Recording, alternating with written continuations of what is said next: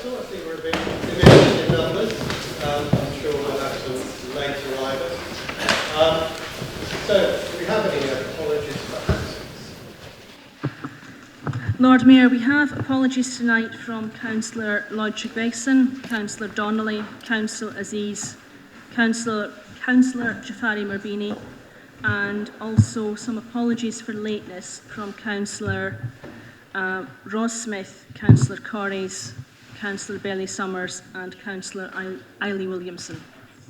Anyone have any others? Yes, apologies for being late from Daniel Eiley Williamson. Any others? Okay, fine. If you suddenly remember, do speak up. So we've now got the minutes of the council meeting held on 22nd of January on page 17. Oh, sorry, Chair. Declarations of interest we have. I think I ought to declare an interest if I can, Chair. I've been advised by the council's legal officer that I should declare that this is in relation to the John Radcliffe parking debate we shall have, that I should declare that I am an employee of the Oxford University Health Trust, but my role does not involve any consideration of parking matters. I do not use any car parking facilities at the JR site, and I have no financial interest in the subject matter, and therefore I believe I am able to participate and vote on this matter. Okay, thank you for notifying that. Yeah. Susan Brown. Thank you, Lord Mayor. I also am an employee of Oxford University Hospitals NHS Foundation Trust, as is declared in the Register of Interests. I do not have a pecuniary interest in this particular motion, and I am careful with both roles to make sure that I don't advise or take decisions on issues that affect the other. However, to avoid any appearance of any impropriety, I will be withdrawing from any discussion on this particular motion. Okay, thank you for your declaration, and that's noted. So we now will move on to item 3, minutes of the meeting of 22nd of July. So I'll just page through if anyone has any points to raise, which are only sort of points of accuracy. So page 17, page 18, page 19, 20, 21, 22, 23, 24, 25, 26, 27, 28, 29 and 30. Nothing. Thank you very much. All correct? Yep. Thank you. I will move on to appointments to committees. I haven't been notified of any that anyone knows of. No? We'll assume there are no appointments to committees. So now announcements. I was trying to think about what I would actually say about my Lord Mayor's announcements, because I've had quite a busy time, and there were many joyful events and many interesting people. I just guess I would just highlight St Giles Fair, which I hope everyone managed to enjoy, and that's one of many events that was good fun, and also ask members, notify them of Remembrance Day on the 10th of November. Just hopefully we'll have a good showing of councillors at Remembrance Day on 10th of November. So I couldn't really think of anything more to add, so I thought, well, let's not add any more things. People can look at the Lord Mayor's diary and online if they have any questions or any thoughts, then feel free to do that. But I also like to give the opportunity to Anthony Buckley, City Rector, to say a few words. I think we introduced that idea last time, and I got some positive feedback, so I'd like to offer him the floor again. Thank you so much, Lord Mayor. Thank you, everybody. Enjoyed St Giles Fair with the Lord Mayor, enjoyed being with the Deputy Lord Mayor a week ago, enjoyed rounding up cows with the Sheriff a couple of weeks ago, One of the things I particularly enjoy, though, as I wander around the centre of Oxford, is chatting to people who work here. And in all honesty, so many often say to me that they have had a visit or a conversation with a particular councillor and it has meant the world to them. And they wanted to say that to me. So I just thought I'd pass that on, because perhaps we don't always get the feedback that is truly out there. And one word that came to me as I'm learning from you in terms of serving a local community is the word stewardship, that we are stewards of this wonderful city and this wonderful people. We do not own it, but we are stewards for the present generation and the future generation. And thank you so much for your example, and it's a joy to be with you tonight. Thank you very much, Anthony. So the Sheriff, I don't think the Sheriff... the Sheriff is here, yes. Sheriff has materialised. Yes, thank you, my Lord Mayor. Just keeping this fairly brief, partly because most of what I want to say has already been alluded to. But Council will no doubt want to know that a fortnight ago, the roundup on Port Meadow did indeed take place. It was a lovely, bright morning. Large numbers of councillors, plus extra people, and indeed the excellent team who look after Port Meadow, assembled at a terribly early hour. The good news is that we managed to get the assembled cattle about 2/3 of the way up the meadow. The less good news is that about 2/3 of the way up, they formed themselves into 3 flying columns, having clearly planned it out in advance, broke through our rather thin lines and headed off to the horizon. Fortunately, however, by then Julian Cooper and his excellent team had performed a very good head count and were pleased to announce that there were roughly as many cattle as were supposed to be on the meadow. So then we all went for breakfast. It was very nice. Very briefly, just to add to that, I hadn't previously realised until a few months ago that there is a national association of sheriffs, uniting all the towns, there's 15 of them, and cities around the country which have a sheriff. Said association has an AGM, and this year it fell to Oxford to host that AGM, not this last weekend, but the one before, and it was a hugely enjoyable occasion. Fraternal and sororal greetings were sent by sheriffs from all over the place, and I got to meet the Sheriff of Nottingham, which, as you can imagine, was a thrill. Thank you. Thank you, and it's my great pleasure to join you, actually, on that occasion in Port Meadow. So that was a good, fun, but very early morning. Leader of the Council. Thank you, Lord Mayor. I just want to make one announcement, which is that, very unusually, I will be going off to address another council in Oxfordshire, and I wanted to let you know about that. So on Thursday, South Oxfordshire District Council will be debating their local plan, and it is my intention to go along and talk to them and try and express some of the concerns that we have in the city about the impact that that might have on not only their own residents, but residents across the whole of the county. I think that all I want to say at this stage to people is that there's a lot of correspondence from leaders across Oxfordshire and from others that's actually very helpfully posted up on the South Oxfordshire District Council website. So I would encourage people to have a look at that and to understand these issues, because the implications for us, both in terms of the growth deal, because delivering a local plan is part of our signed up procedures as part of the growth deal, and also the implications for future infrastructure funding for the whole of Oxfordshire, not just for South Oxfordshire. These are important issues, and that is why I'm seeking to address the South Oxfordshire District Council on Thursday. But I won't rehearse now what I intend to say then. Thank you very much. Andrew. Thank you, Lord Mayor. It says here that other councillors may speak with, at the invitation of the leader and with the permission of the Lord Mayor.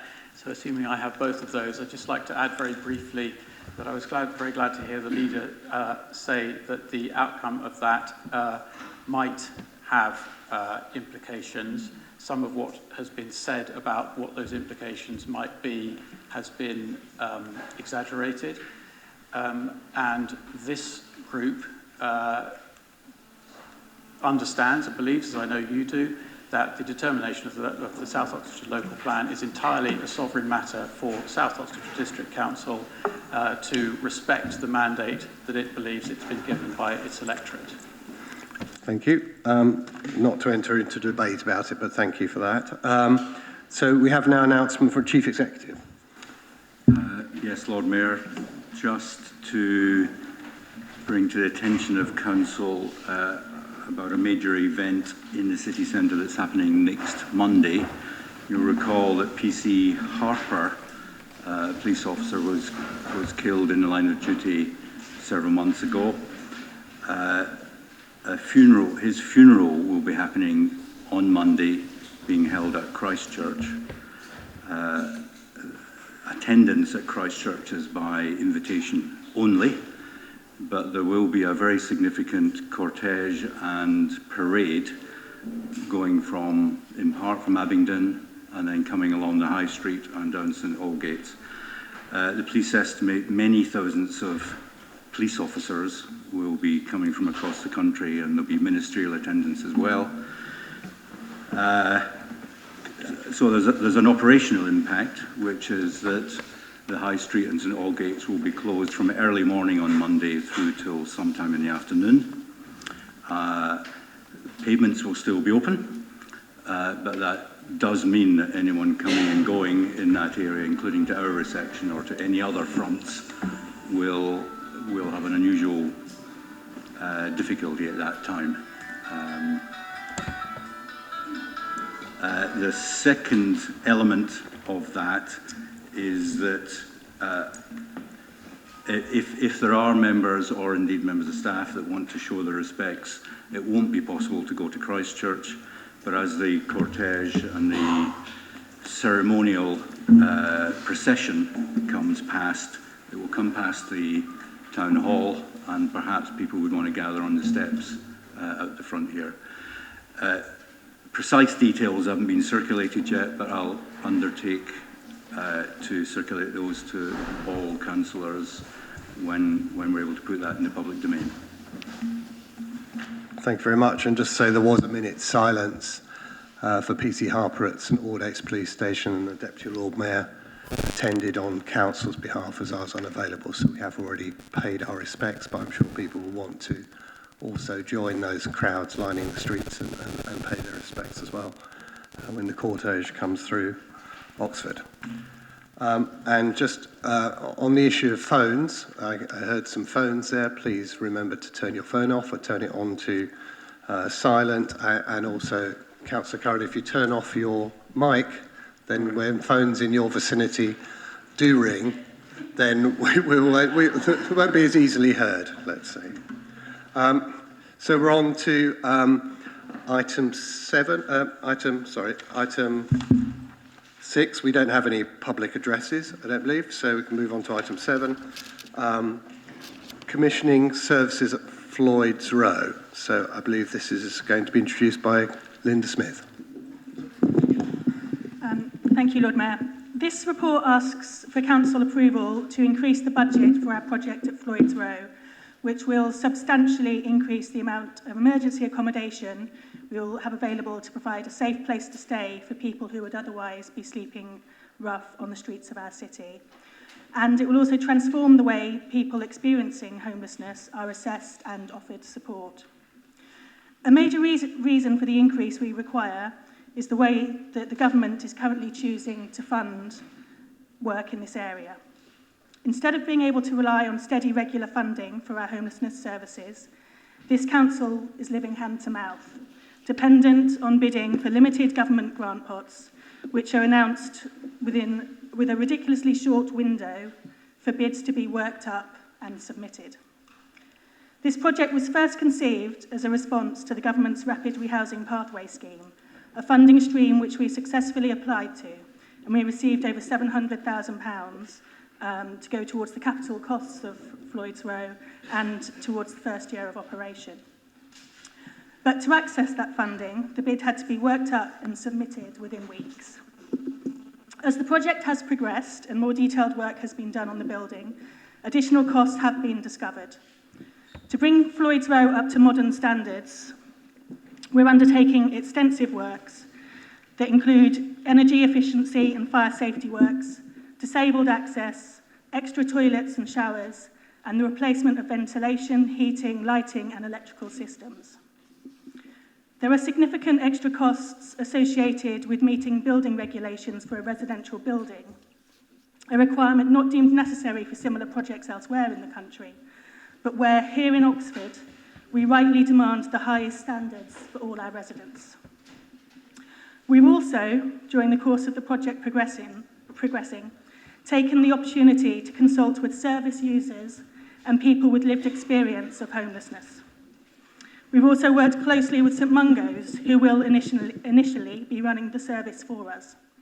And this has led to changes in the specification, which are to be welcomed as they will result in a better finished building for the purpose it will be put to. St Mungo's have also co-designed the service with us, using the experience they've gained in other cities, where 80% of their clients passing through similar projects have moved on into a permanent home. As I've said before, it takes more than a bed to help many of our rough sleepers, and St Mungo's, together with other agencies working within Floyd's Row, such as Turning Point, the CCG, and our own housing options team, will be providing round-the-clock intensive support to help people with whatever they need to help them move off the streets for good. This kind of intervention does not come cheap, and without the certainty of future government support, this is a big decision for this council to take. However, I believe it is the right decision, and if we are to make significant progress towards our declared ambition of nobody having to sleep rough on the streets of Oxford, then I believe it's necessary, and I hope colleagues around the chamber this evening will agree with me and vote for this report tonight. Thank you. And we need a seconder. Susan Brown, do you want to speak now? Or?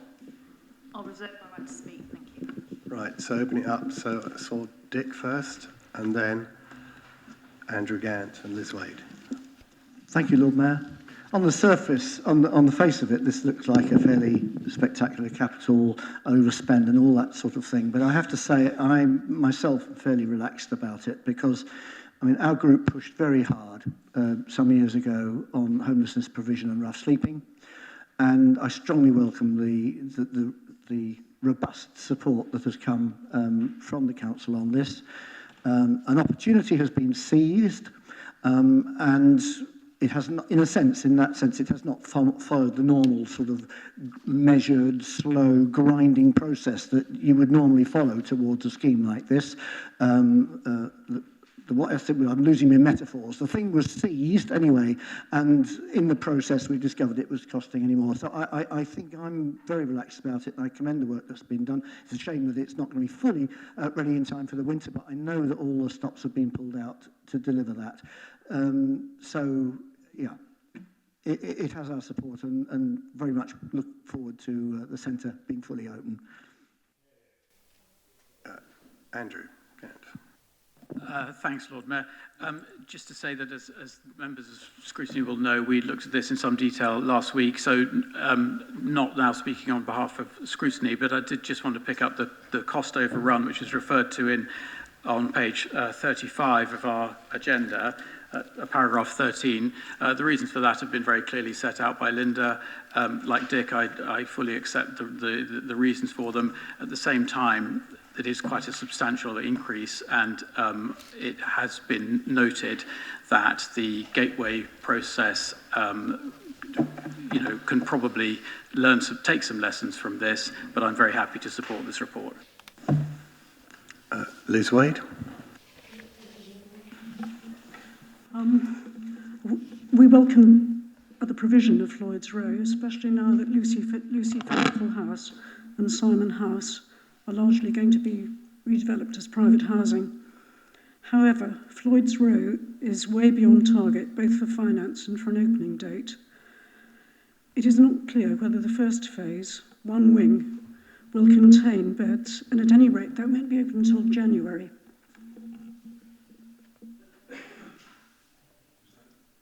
Sorry.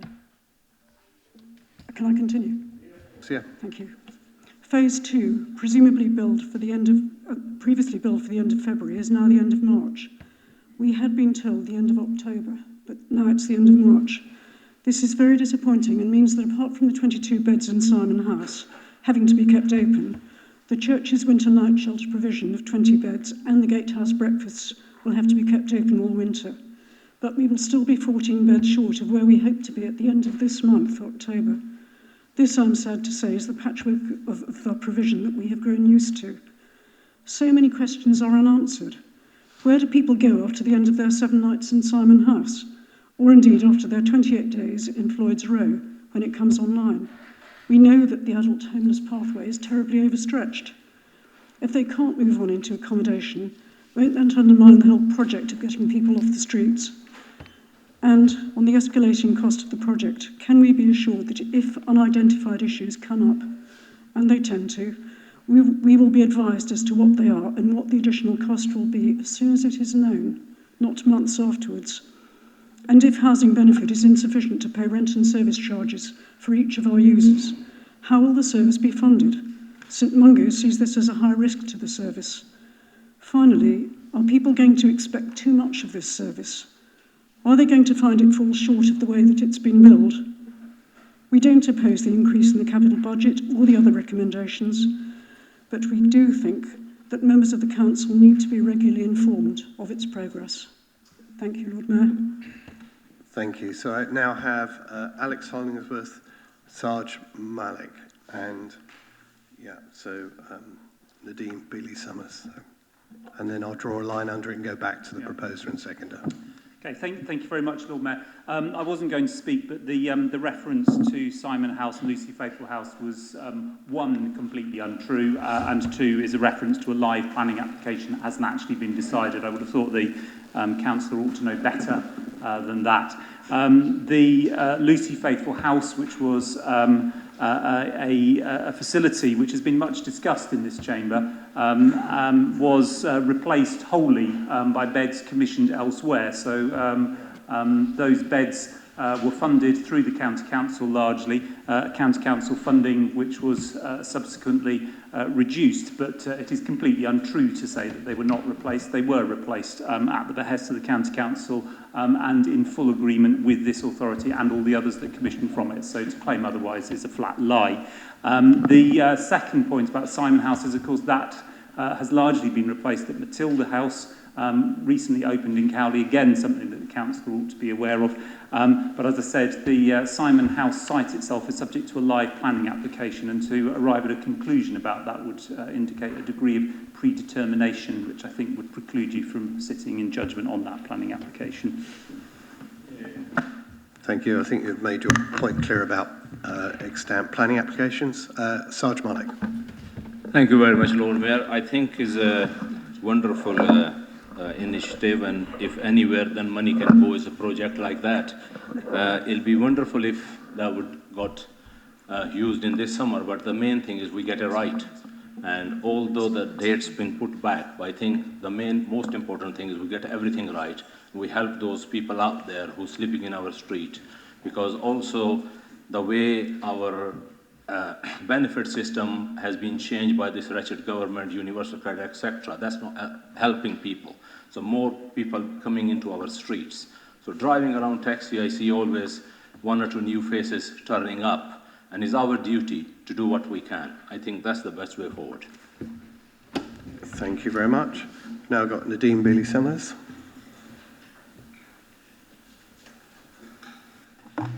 Oh, yes, sorry. No, I was just a clarification about the Oxford Winter Night Shelter. Basically, it will always be open during the winter because it's something different. It's open it's run by the church. So there will be always 20 beds there for the winter for people who are outside in the street. And I would just say to everybody, for people who are really sort of want to help homeless people, they are looking for volunteer every winter. Thank you. Just before I return to Linda Smith and Susan Brown for summing up, just one question from me. At Scrutiny, there was comments made about St Mungo's, and you, I think, answered that very well at Scrutiny, talking about the retendering process for those services. So maybe you could talk, you said that you're looking puzzled, but you said the services currently that St Mungo's are going to do after a year, they're going to be retendered. Okay, maybe you can make that clear in your response. Okay, thank you.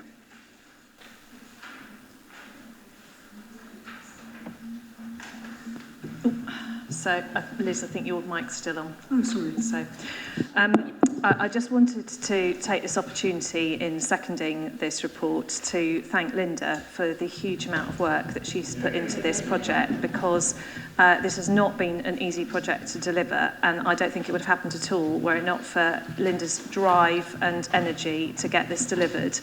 And it is a hugely important piece of work for us as a city. It's a big commitment. I think, you know, everyone here understands quite how big a commitment it is. And it has not been made easy by our government, who have, as Linda quite rightly said, not given adequate funding for homelessness for a long time now. And in particular, the way in which they fund homelessness is so unhelpful. There's small pots at infrequent intervals with, you know, two minutes in order to stick in a bid for something which isn't what you want, but, you know, you have to sort of stick in for whatever's on offer because it's better than nothing. So, you know, those are the circumstances in which we're working, that and huge cuts from the county council, not enough support from neighbouring councils who rely on the city to provide the services that they won't fund. So, you know, all of these are asks that we're going to be continuing to make to our neighbouring authorities, to the county, to government for additional funding. But in the meantime, we're doing the very best we can with the resources that we have, and stretching them to their limits to try and make sure that we're providing good quality housing for those in the greatest need. And I just wanted to thank Linda for her work on that. So, Linda, you want to sum up? Thank you. Yeah, I mean, I'm sorry that I've got to do this, you know, when this is something that we should all be coming together around, actually. But, you know, I'm just going to really ask the Lib Dems to stop spreading disinformation about this issue. You know, the beds at Lucy Faithfull House have been re-provided in the community, so it's not obvious. It's not a big building or a hostel you can point to. There are houses throughout the city where people are getting supported accommodation.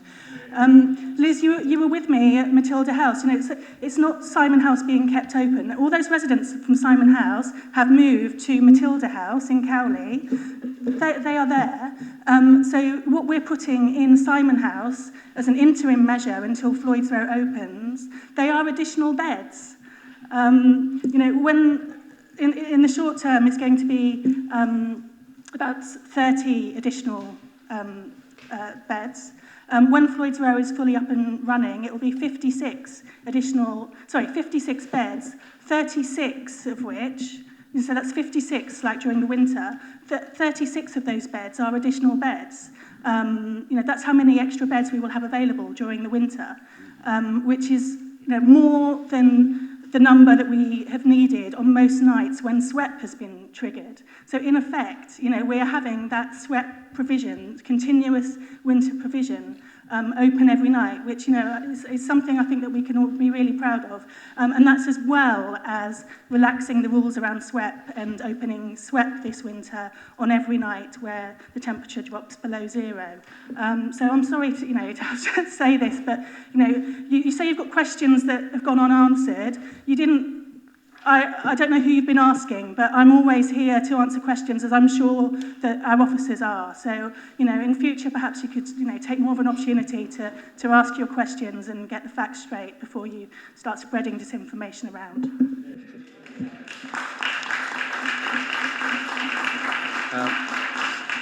So we're voting on item 7, both recommendations, both revising the capital budget and making budget provision for gross revenue costs. Those in favour, please show.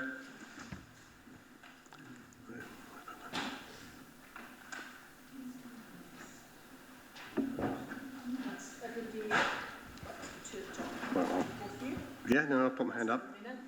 Thank you. That's unanimous. Thank you very much.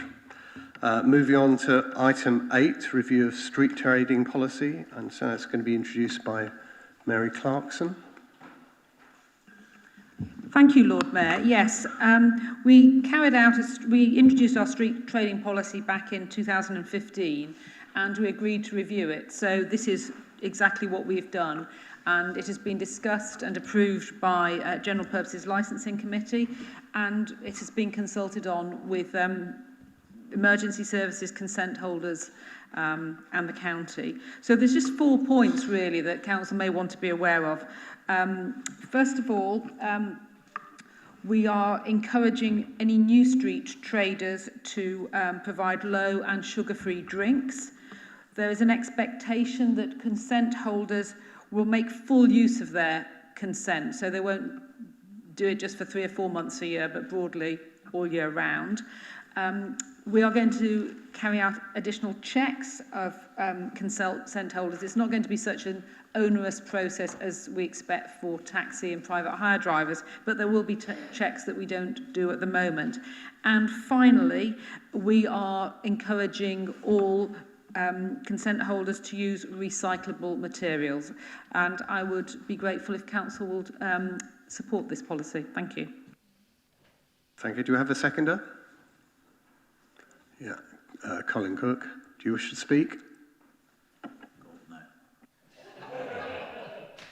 Right, do we have any questions or comments? Yeah, Andrew Gant, Dick Wolf, and, Tom, Landley Mills, yeah. Thanks. Yeah, thanks, Lord Mayor. Just a quick one about the consultation, if I may. Paragraph 3 lists the, I don't know if there's a statutory consultees, but the bodies that were consulted. And then it says 7 people responded. Appendix A, if I've read this rightly, refers to the responses from the members of the public. I mean, you know, obviously we all know it's difficult to get substantial numbers of responses. I mean, 7 is quite good by some standards. But I couldn't find any references to any responses from those other organisations. Have I missed it, or am I right to infer that they have no concerns or didn't in fact respond? I think you're right to infer that they didn't have any particular concerns. Thank you. Dick Wolf. Thank you, Lord Mayor. Yes, just a brief comment. It's somewhat minor, but in the proposed policy, it says there's no statutory right of appeal to refusal to issue a consent and things. There's no obligation there to actually tell somebody why it's been refused, and likewise, if a licence is revoked, there's nothing in there which obliges anybody to tell somebody why they've lost their licence. I mean, we're not trying to rewrite the thing in the council chamber here, but I think it might be quite helpful to have that. I'd also just draw attention to the fact I think I'm not good at jumping around on these iPads, I have to say. There's a question lower down when we come to the questions about biodegradable plastic bags and stuff like that. I wonder whether that can be picked up and stuck in somewhere. There may not be a right to appeal, but normally we would feedback as to why. And certainly when a licence is revoked, that would normally come to committee. And so those issues would be presented to the consent holder when we've discussed the application. So all those reasons would certainly be made clear when a licence is revoked. And I think that officers would similarly give feedback when it's a new licence holder. Thank you. Thank you. Tom Landley. And sorry I hesitated for your name, but you're not in your allocated seat, and I get very confused.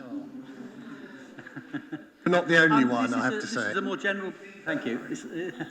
It's a more general point. I mean, I'm pleased to see that there's the encouragement for recyclable materials, but I was wondering whether we might incentivise more use of recycling, and particularly returnable materials. It seems that a few takeaways are now taking on board the idea of having something that is returnable Tupperware, really, in various forms. And this seems a good thing, because the amount of trash you have from a takeaway is enormous.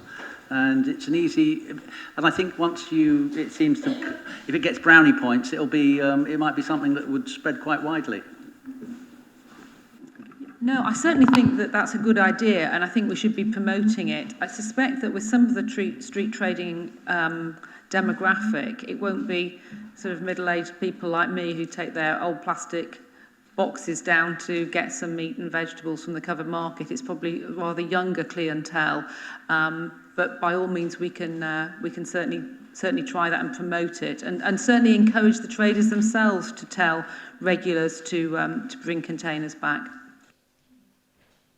Fine, thank you. I don't have any other speakers, so I'm proposing to move to a vote on this. Do you want to say anything, Colin Cook, as a seconder? Did you reserve your right? Still no.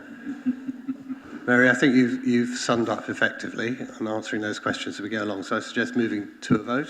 Yep. Those in favour of the review of street trading policies, please show.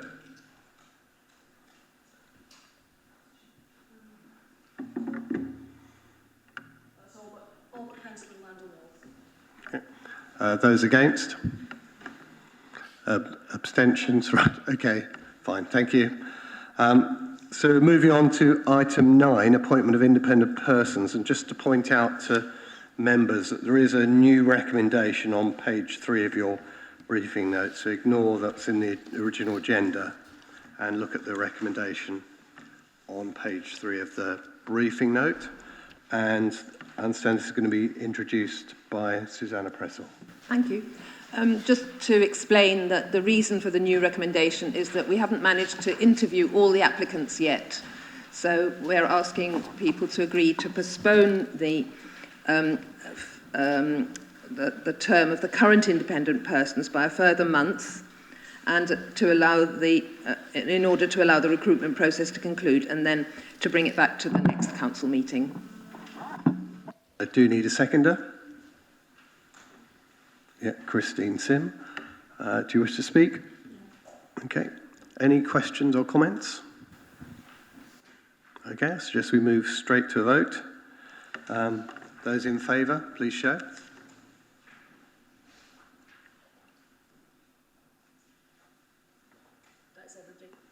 Okay, that's unanimous. Thank you very much. On to item 10, questions on Cabinet minutes. We have a limit of 15 minutes on this item. We just have one set of minutes to go through, 11th of September 2019, which is on page 85 of your papers.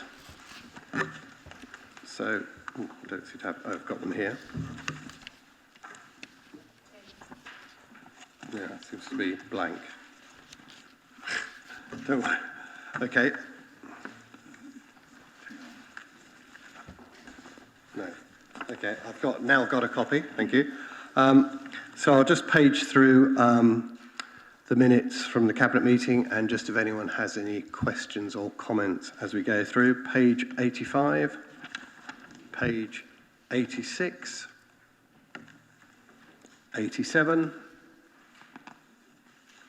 88, 89. Dick Wolf. Yes, a brief question.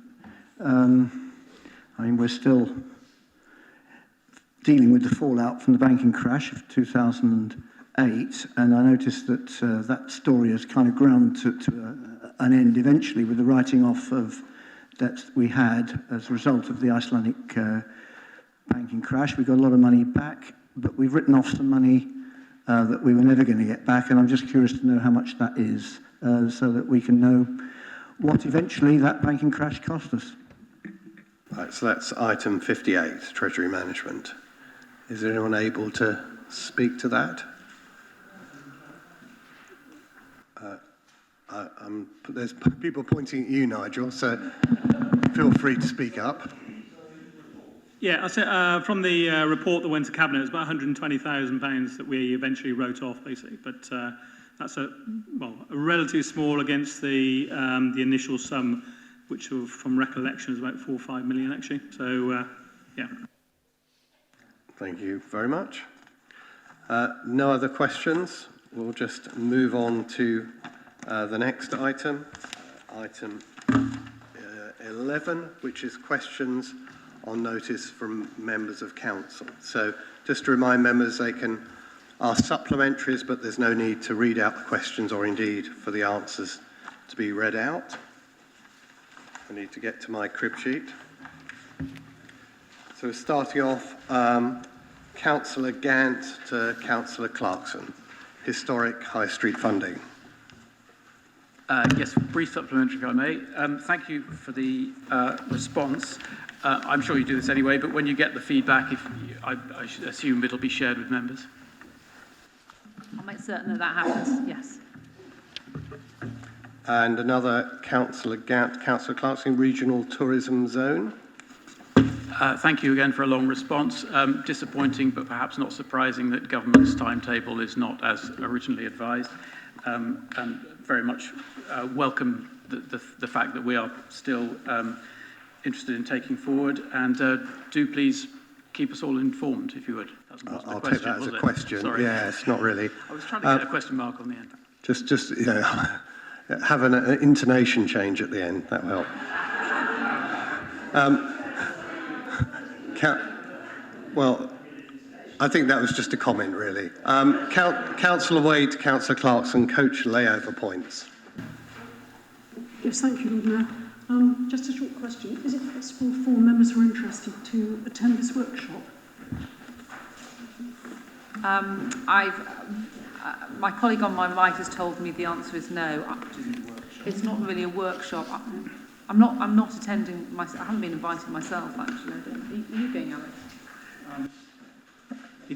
Sorry, I should explain, sorry, rather than us having a three-way conversation. I think the reference to a workshop is slightly, not erroneous, what would be the word? Yeah. Slightly off-beam. All right, erroneous. We'll go with erroneous. Okay. We'll go with erroneous.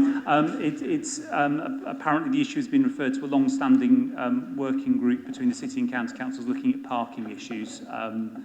We've looked at it before, but it's not a meeting in public. It's a kind of officer working group to which members are invited.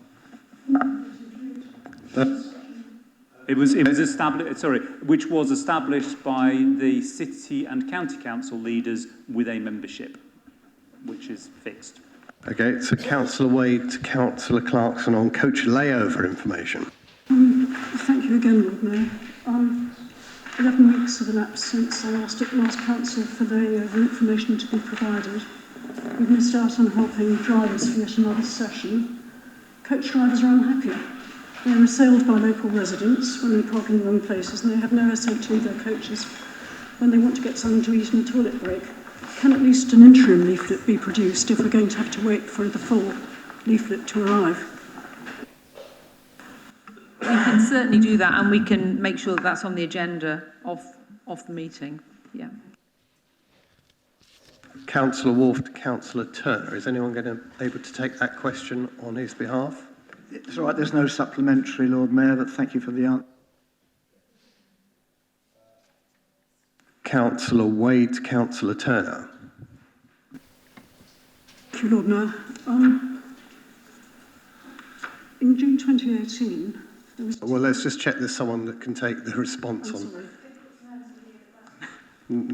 Good point. But just know, Liz, you may not get an answer. Okay. Right. I'll try. Fire away. Lord Mayor, I'm sure she'll get a written answer if necessary. Okay, thanks. June 2018, there was a two-day event about the redevelopment of 1 to 5 George Street. That's 18 months ago. I'm sorry. It's very loud. I was going to address this to Councillor Turner, but he's not here. I was going to ask what his view was about the delay that's taken place and the knock-on effect on Boswell's, Debenhams and Corn Market of this dilapidated building over a period that's been much longer than anyone would have expected. Okay, well, I can't give you Councillor Turner's view, but I'll do my best to answer your question. So, I mean, I think we would all agree it's far from ideal, but I think it was also be far from ideal to press ahead with a project which, you know, unfortunately wasn't quite what we'd hoped. I think that in general in city centre we have seen that where we've had empty premises, for instance, Jamie's Italian, we've actually managed to find new tenants fairly quickly.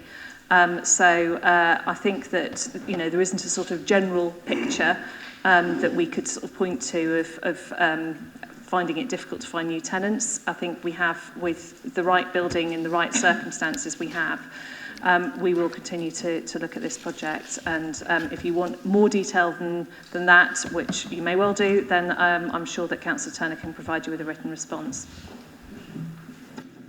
Councillor Henwood, Councillor Upton, do you have a supplementary? Thank you, Lord Mayor. Yes, very short supplementary, please. The holder mentions the mapping of areas within the city. Is there an indication when that mapping or report might be available? Yeah, it is nearly complete, and I can let you have a copy of it when it is, certainly. Yeah. Councillor Henwood to Councillor Upton, promoting biodiversity on private land. Do you have a supplementary? Councillor Henwood to Councillor Upton, potential bioplot and green bee scheme. Do you have a supplementary? Councillor Wolfe to Councillor Upton, mowing grass verges. Yes, Lord Mayor. Glad to see that we were actively working with community groups on nurturing trees and stuff like that. I don't expect an answer in the chamber, but it would be actually quite nice to know which community groups are being worked with in our patch in East Oxford, so that we can liaise with them and, you know, wake them up to it, make sure it's happening. But I don't expect you to know that offhand here. The example I can give you is the Marston Community Garden Group, which have been engaged with. We are still looking for partners, so if you know one in East Oxford, then please get in touch and they can liaise with our tree officer. Thanks. Councillor Wolfe to Councillor Hollingsworth, Cali Red cycle markings. Give supplementary. Good. Councillor Henwood to Councillor Hollingsworth, enforcement at Priory update. Thank you, Lord Mayor. Just a very short question, please. The Councillor identifies a report is being conducted. Will that report or those documents be made public, please? Thank you. The report has been completed. It's been done by an external architect on behalf of the landowner, not on behalf of the council. I have seen the I suppose it's the copyright page of the report, which says that it can only be published with the permission of the architecture firm that wrote it. I have asked officers to seek that permission, and as long as I am assured that there isn't some overriding legal reason why it should not be published, it will be published. Thank you. Councillor Wade to Councillor Hollingsworth, planning site notices. Yes, thank you, Lord Mayor. Could I ask you, as the Cabinet member, to check that this is being done as a matter of course? I can give you an example of work that has not been done, and there have been serious consequences to neighbours on a road behind the property.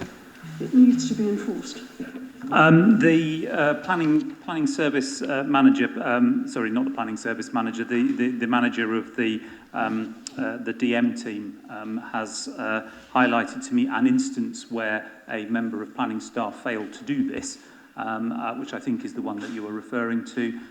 Suitable reminders have been issued to the entire planning team of what the policy and guidelines are, and one hopes it will not happen again. Councillor Gotch to Councillor Hollingsworth, Seacourt signage.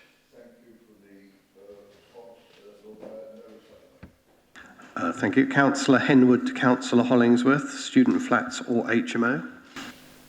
Thank you, Lord Mayor. Just a brief one again. Could the councillor tell us how the 4,500 count will be broken down by university? Off the top of my head, I think it's... No, I'm not going to do it in case I get it wrong. It's written, it's in our local plan policy. So if you look at the 2016 to 2036 local plan policies, it will explain how the breakdown is calculated. I think I know the numbers and I will say it off, but I don't want to get on record having got it wrong. Councillor Henwood, Councillor Hollingsworth, current student flat demand. Councillor Henwood, Councillor Hollingsworth, student accommodation. Councillor Henwood, Councillor Hollingsworth, independent student flats. Councillor Henwood, Councillor Hollingsworth, Cowley branch line.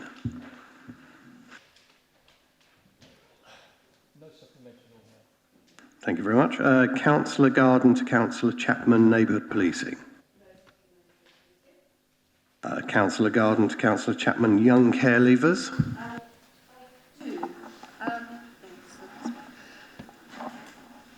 Joint House Steering Group, it says intentionally homeless families. What does that mean? And then if I could just have another question on the back of that one. Do you know how many 16 and 17-year-olds do we have in the city? And is one housing option officer enough to deal with them and support them? Thank you.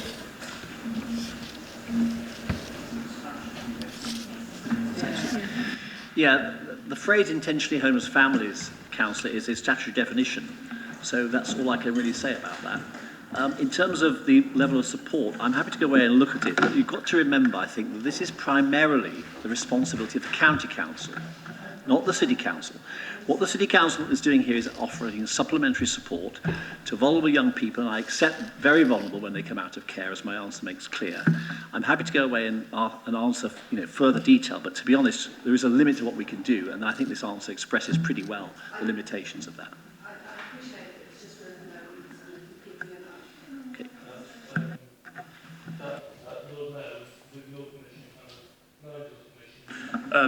Perhaps I can assist.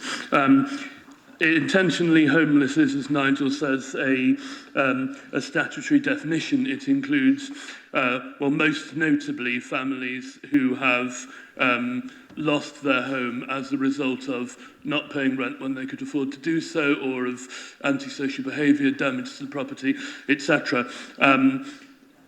There is obviously the concern that children in those families whose fault it is not, whatever the parents might have done, then end up in a situation of homelessness because of that. And that is precisely why we're trying to work with the county and the other district councils to find a solution for all of those people to whom we owe no housing duty, but who still need to be housed. Thank you. Councillor Gant, Councillor Chapman. Thank you, Lord Mayor. I do have a supplementary on this one. Thank you very much for the response. This is about the removal schedule for graffiti. I should say I think that the council officers do a very good job on this. It's not in any sense a criticism. It's more about information.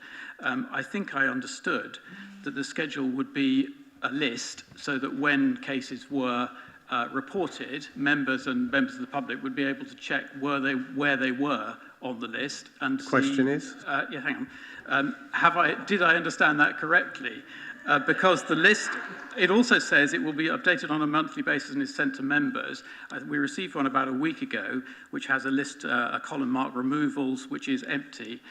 So did I misunderstand what the list was intended to do, and was in fact the October list the first and so far only example?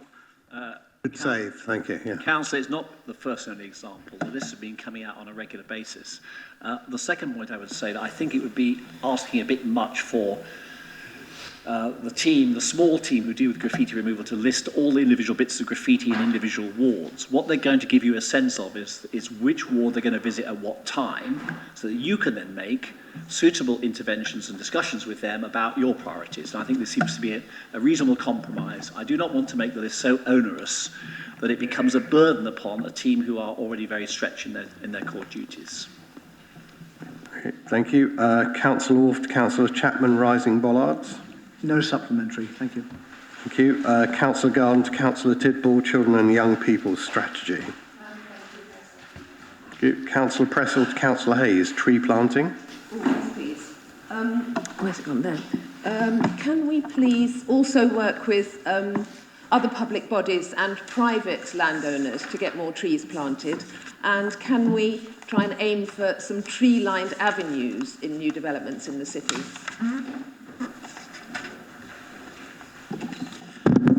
Thanks, Susanna. On the first question, we will work with any and all partners in order to mass tree plant.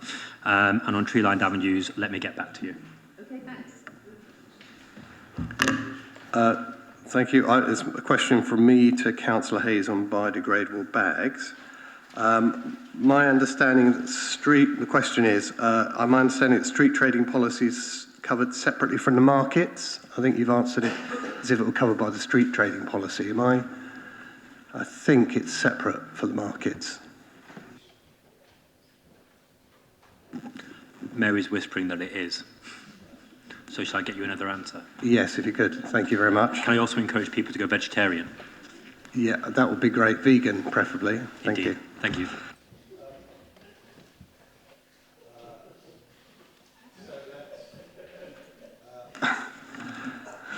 Councillor Gatt, you're having a laugh at my expense. I know I have to be robust about this. I'm chairing. Councillor Gatt, Councillor Hayes, Citizens Assembly. Yes, I got told off for digressing, Lord Mayor. No supplementary on this one, thank you. Councillor Garden to Councillor Hayes, JR Energy Project. Yes, so you'll be reviewing the points. Is there, but there's no indication by when this will be done. I can confirm the letter's already been written and sent out. I'll email you a copy. Me to Councillor Linda Smith, so no supplementary on that or question 30. On 31, Councillor Wade to Councillor Linda Smith. Thank you, Lord Mayor. I'm reluctant to enter the fray on Floyd's Row again. I just want to make one point, which is that April 2020 is given as the date in this answer, whereas in the report it was March 2020. Can we be advised if there are any further, if there are any further move forwards for the final date for opening Floyd's Row?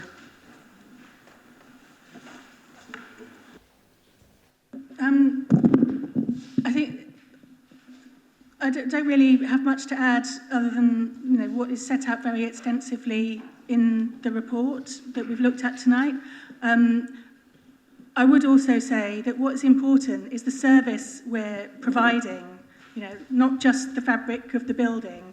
And from October the 21st, we will be providing the interim service from Simon House.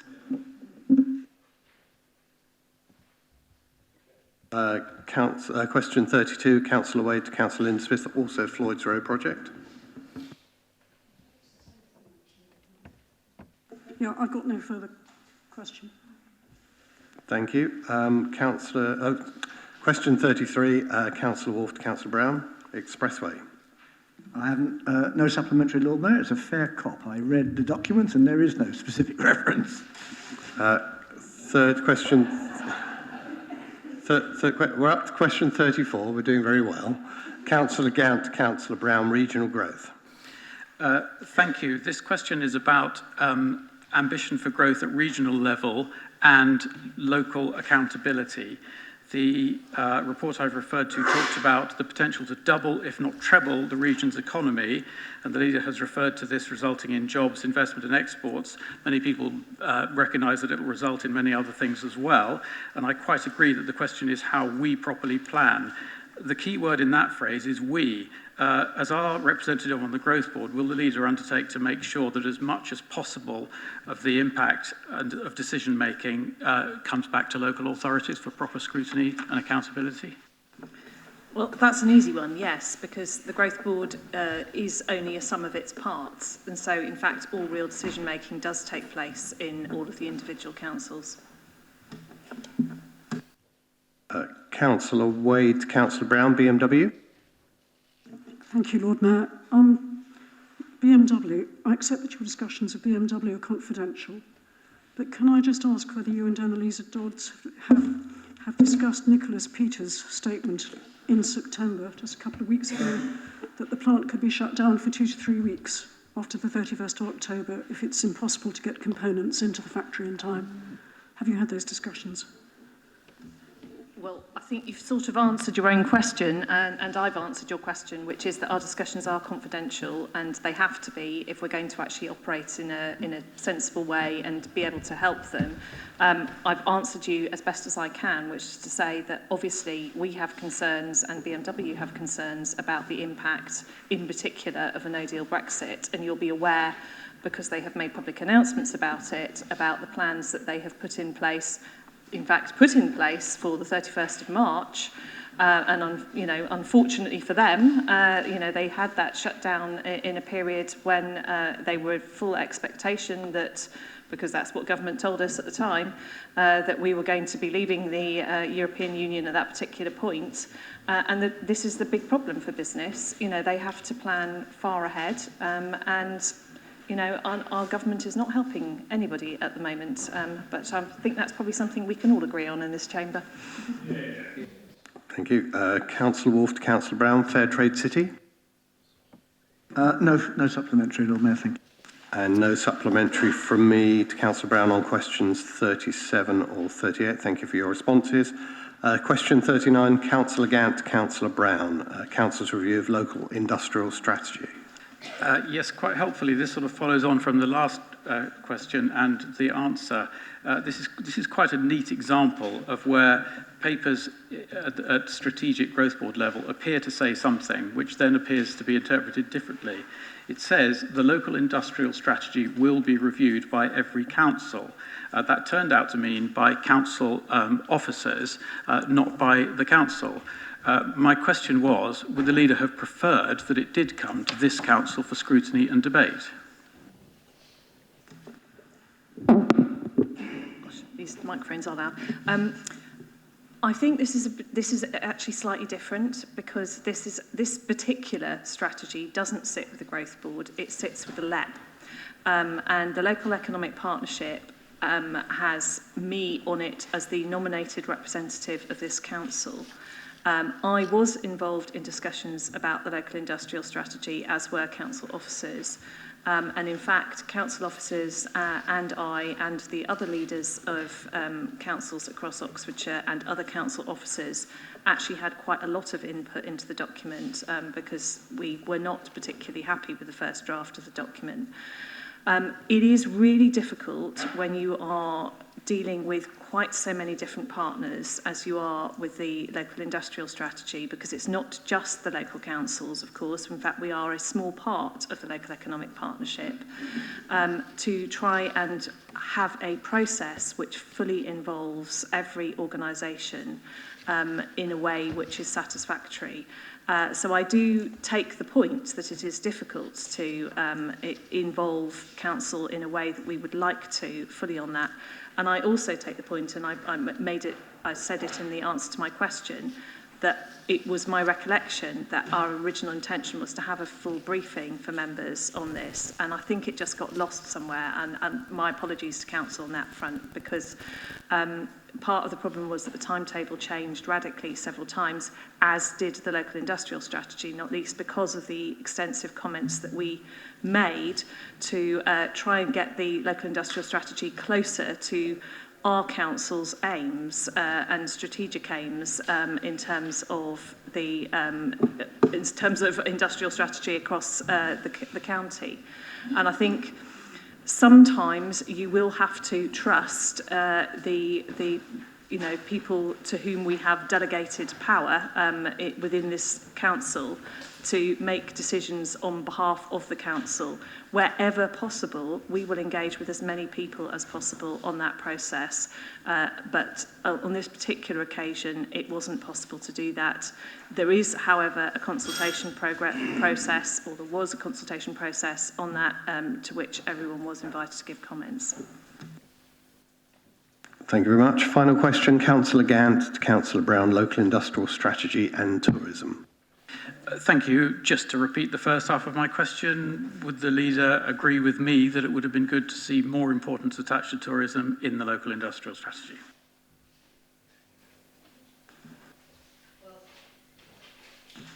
I think I gave you my response. Okay, thank you. So we're doing very well on time, so thank you everyone for their cooperation. So we'll move to item 13, Outside Organisations Committee Chair Reports and Questions, and we have one report submitted by Councillor Tom Hayes, Oxfordshire Environment Partnership Report, pages 91 to 130. Tom, would you like to introduce the report? Thank you, Lord Mayor. I'll keep my comments to just a couple of minutes. I want to start just by saying that what we're doing here is effectively reinstating a partnership that had existed. We're reinstating a post that had existed, and we're resuming work across all of the councils within Oxfordshire to tackle waste, just as we had done until it was discontinued for a few short years. So in a sense, what we're doing is picking up a piece of work which was started by Councillor Tanner when he was in my role, and was carried on for a number of years. And so I want to say, on behalf of the council, a big thank you to John, because it feels like we're effectively restarting your work. And we're restarting it under very specific circumstances, which are that most of the councils now have declared climate emergencies. Increasingly, the councils are recognising on an individual level that they have to do more, that they have to increase their resource to do more, and that waste is an important part of tackling their own climate emergencies. And so the conversations that we're having at this level, the partnership level, are very much focused on that. And I think this could be a real springboard for further political responses to our own individual situations, but for actually coming together, because the unit of scale where we're going to have the most concrete, if you pardon the pun, we're going to have the most concrete and effective action will be Oxfordshire. On the waste partnership, we as a City Council are chipping in for the funding of the partnership role. I think that's an important thing for us to be doing to show that we're completely committed. There'll be a co-location of the role, which involves it being on City Council premises, and we'll also be giving significant steerage to the role in terms of the work that it does. And broadly speaking, that's going to be in the pursuit of the ambitions which are in the strategy that we've agreed, which are around the reduction of household rubbish, so that we send less than 3% of household rubbish to landfill, that we keep household waste growth to 0, that we grow the amount of household waste per person per year, and we recycle to 70%. We've already done quite a lot over the last 10 years. There's clearly more to do, and I think I will leave my comments there. Thank you. Has anyone got any questions or comments? Dick Wolf. Yeah. Thank you, Lord Mayor. It's a really interesting report, actually, and very pretty, you know, some of it, with lots of diagrams and things which make it much more accessible. Thank you very much. I had a bit of trouble processing the chart on page, oh dear, it hasn't got a page number. What happens to your rubbish and recycling, you know, where it's actually going. And from which I see that actually a fifth of our waste, and I think that includes rubbish and recycling, is actually going overseas, which is quite interesting, really. Now, that makes some sense, I suppose, if what's happening is plastic recyclate is going overseas for use in manufacturing. It's not such a pretty picture if it's landfill going overseas for sort of burning in squalid tips in India or something like that.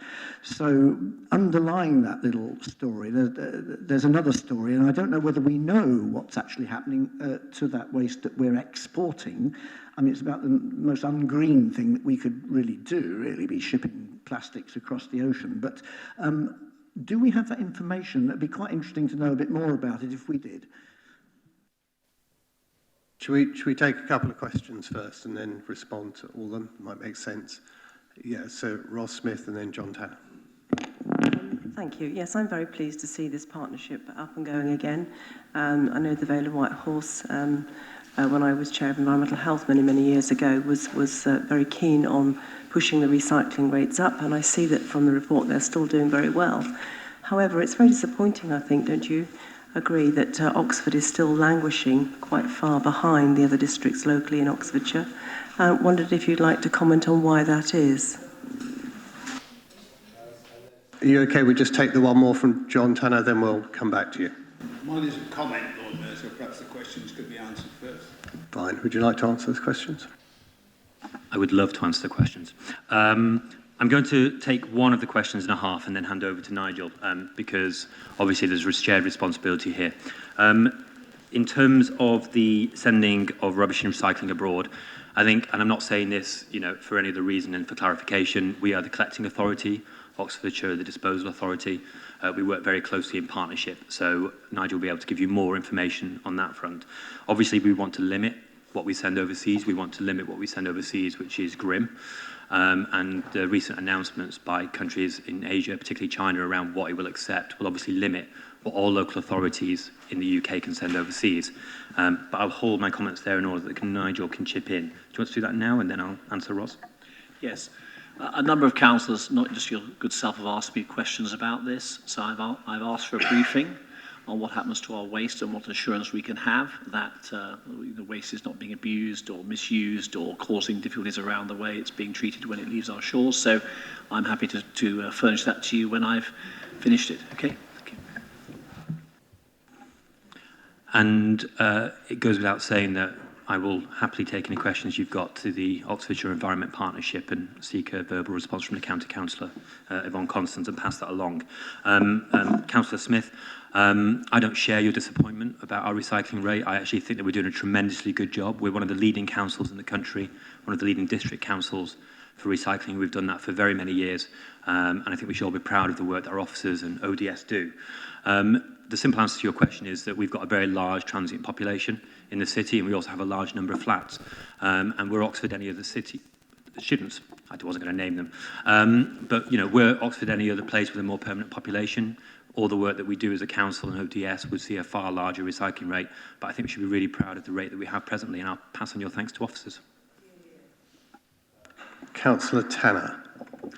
Thank you, Lord Mayor, and could I thank Councillor Hayes for his kind comments about what some of us were doing some time ago. And I think it is worth reflecting that when we had a Labour government, councils were actually paid to work together on this, because as just been said, it is legally the responsibility of the district councils, as we all know, to collect the rubbish, and the responsibility of the county council to dispose of it.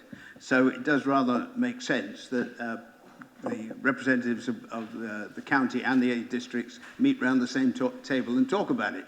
Under the Labour government, councils were paid to set up these environment partnerships. Then, under the Tories, the money was taken away, and not surprisingly, the whole thing withered on the vine. So I'm really very pleased that at last common sense has prevailed, and I'm sure we will continue to push up the recycling rates in Oxford until they at least reach the same as South Oxfordshire and the Vale, and hopefully surpass those levels. Thank you. I don't hear any more comments. Thank you for the questions on that report. And I do want to move to item 14 and hope that we can get that done before the break. So, Andrew Gamb, would you like to introduce the Scrutiny Committee update report? We have 2 items here, the work plan and the annual report. If you could talk to both of them. Thank you. By all means, Lord Mayor, just to remind members, as the Lord Mayor says, that the scrutiny papers are in 2 bits. The work plan is at the back of the main agenda. The annual report for 18-19 is in the briefing note. I'm sure it's my fault that they're not together. I really don't have much to add to what is in front of you. One of the advantages of having very thorough and professionally produced reports is that it doesn't leave very much to actually say in council. And it always gets good to get the approbation of Councillor Tanner. There are reports here from the main committee, from the standing panels, and from the review groups that met during the year, and I hope the chairs of those won't mind if I also offer their services to take any questions. Thank you. Indeed, do people have any questions on either the work plan or the annual report? Strange silence. I think supper is calling. So maybe I could just ask, I notice this is not the final report. Can you say when the final one's going to be published? I mean, it says got notes like photograph of membership to be included and things like that. So is it going to be a glossy publication or something more designed? Yes, Andrew's nodding, so I'll say yes. Again, I take full responsibility for any delays in getting it glossy for your inspection, Lord Mayor. I wasn't expecting glossy, maybe sort of electronically glossy, but just maybe, Andrew, you can say when that's going to be available? Soon is the answer. I'm glad. I'm glad it's not later, but sooner. Thank you. So with that, I think we'll break early. I understand food is going to be available now, slightly earlier, and we'll reconvene at 7 o'clock. Thank you.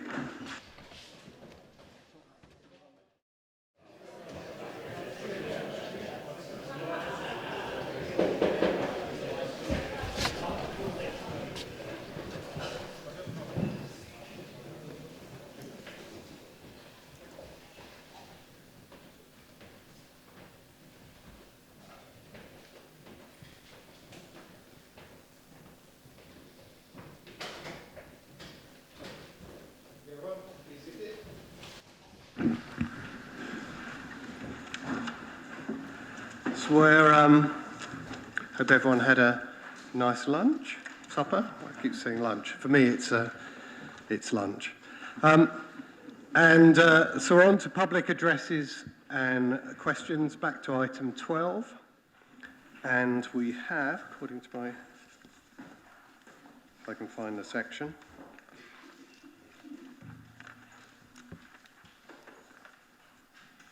So we have.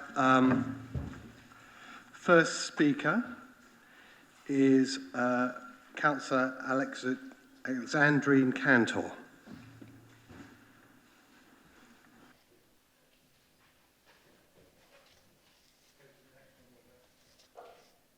So the next one is Zyla, hopefully I got the name right, Zyla Huma. Zilla Huma.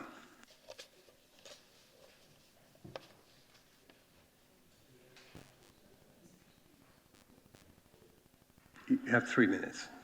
Respected Lord Mayor and Honourable Councillor, Assalamu Alaikum and very good evening. It is a great honour for me to address the full council session of City of Oxford to highlight the ongoing Kashmir human rights violation in the Jammu and Kashmir. As we all know, the Government of India scrapped the Article 370 on 5th August 2019 against the will of the people of Jammu and Kashmir, thus defying the all democratic and constitutional norms of a civilized world. It has been 63 days since 12 million people of Jammu and Kashmir are under the curfew and facing the information blackout. They have no communication with the outside world, they have no access to food and medicines, thousands of military troops have been deployed there and they are living totally under the curfew and Jammu and Kashmir has been made a jail. There are multiple international media reports of violence against the protesters through pellet gun and arrest of thousands of innocent people. The political leader of Jammu and Kashmir has been silenced and put under the arrest. According to the national government data, 200 local politicians have been arrested, which includes the former Chief Minister Mehbooba Mufti and also Umar Abdullah. According to the recent news published by international media, young boys are being tortured through beating and electric shocks. The figure through media shows that 13,000 young kids have been arrested till now. The overall situation in Jammu and Kashmir is alarming for whole humanity and requires the immediate action. Dear councillors, the situation in Kashmir has jolted the conscience of many peace-loving people all around the world. Many US senators have spoken against this human rights abuse in Jammu and Kashmir. French Parliament, first time in history, has also discussed this issue. An Organization of Islamic Countries Secretariat has given statements to condemn these brutalities. Genocide Watch has also raised its concern over the threatening situation in Kashmir at risk of genocide and ethnic cleansing. Many UK MPs have also taken bold stance to highlight human rights violations in Jammu and Kashmir. Despite all these steps, so far justice has not been served. The recent earthquake that has taken the lives of 37 people and massive destruction in the Azad Kashmir must have affected the people in Jammu and Kashmir as well. But Indian government did not allow any humanitarian help to rescue the people affected by this natural calamity as well as the man-made disasters. In these dark times, we have to play our role. I also request all of you to write personal letters to all of your MPs to bring this matter to the attention of high leadership and international organization on immediate pressure on the Indian government to remove this unilateral action, take it through force, and allow the people of Jammu and Kashmir to have their say. Only people of Kashmir have the right to decide about their fate. I am extremely thankful to all of you who have joined in my initiative to launch first two protests along other students and academia from Oxford University and showed solidarity with Kashmiri people.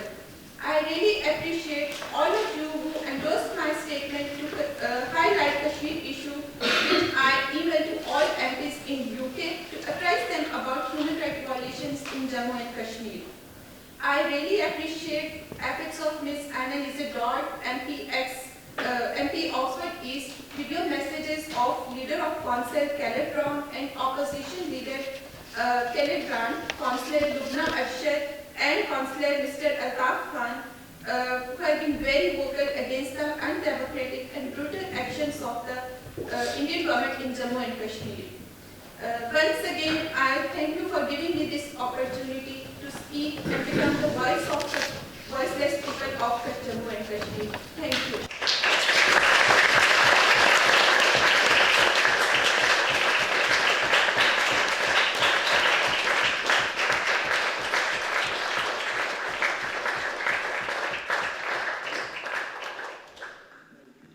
Susan Brown, would you like to respond? I would.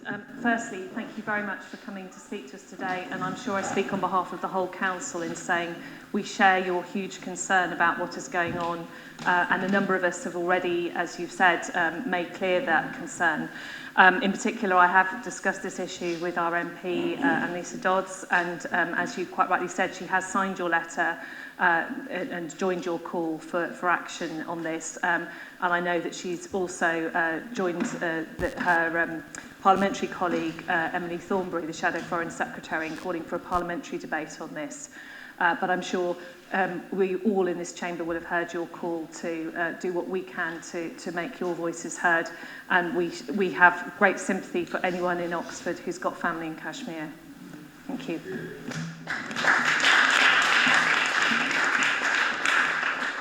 Thank you very much. And our constitution says that we just have the one response, but I know many councillors here will be heeding your words. Lord Mayor, may I make a point of order? I was named in the address. May I respond? Yes, you can. Thank you very much. Thank you very much indeed for your words. You ask us to keep in contact with our elected representatives. I'm happy to say that I have been in touch with Layla Moran MP, who's given this statement. Liberal Democrats believe that British foreign policy should seek to promote human rights, the rule of law and democracy. The situation in Kashmir, including the multiple reports of human rights abuses, is deplorable. The UK government has a responsibility to stand up for the rights and freedoms of those in Kashmir. India's decision to abolish Kashmir's special status threatens stability in the region as well as any progress towards a desperately needed peaceful resolution. The Conservative government must ensure that India and Pakistan work together with the international community to secure a peaceful solution that ensures the democratic rights of the Kashmiri people. And Chuka Amuna MP has given a quote from his speech to the Liberal Democrat conference in September. In Kashmir, the abolition of the region's special status by the Indian government and the unrest and human rights abuses we have seen subsequently in the area should be a cause of alarm around the world. And I'm happy to undertake to communicate further with them and to report back to you. Thank you, and thank you very much for your address. We now have Henry Owen, who's speaking in support of Motion C, Community Wealth.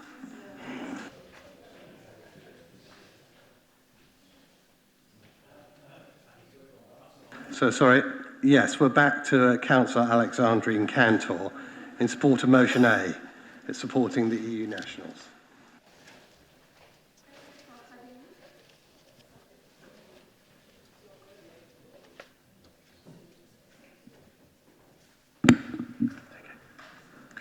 Thank you for having me.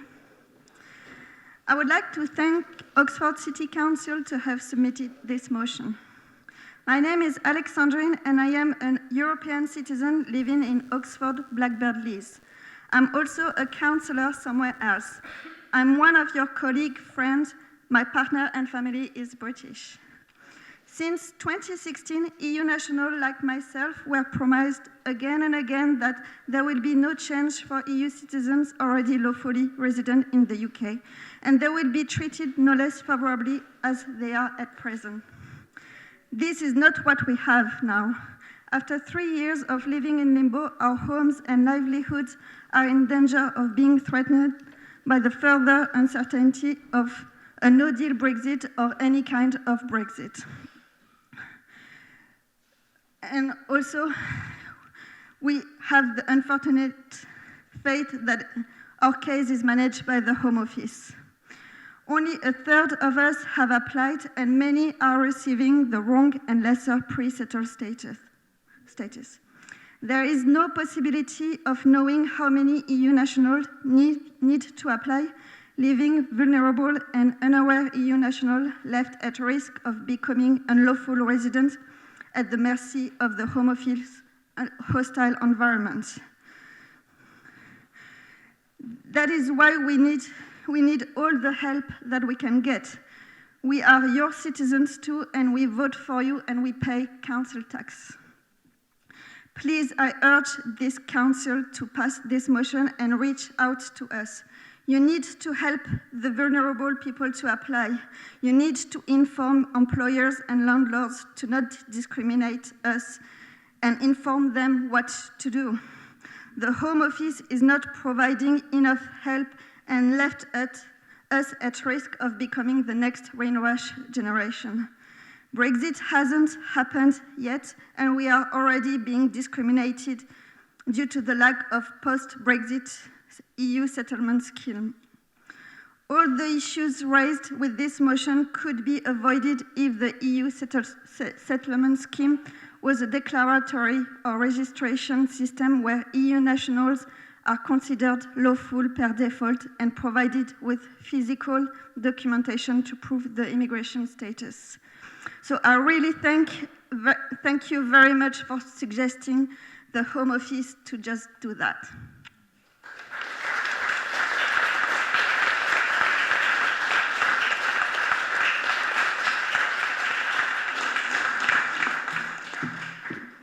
Thank you very much for coming to address us today on this really important issue. And I think, again, I can probably speak for everybody in this chamber when I say that, we share your very real concerns about the way that this is happening to citizens in our country.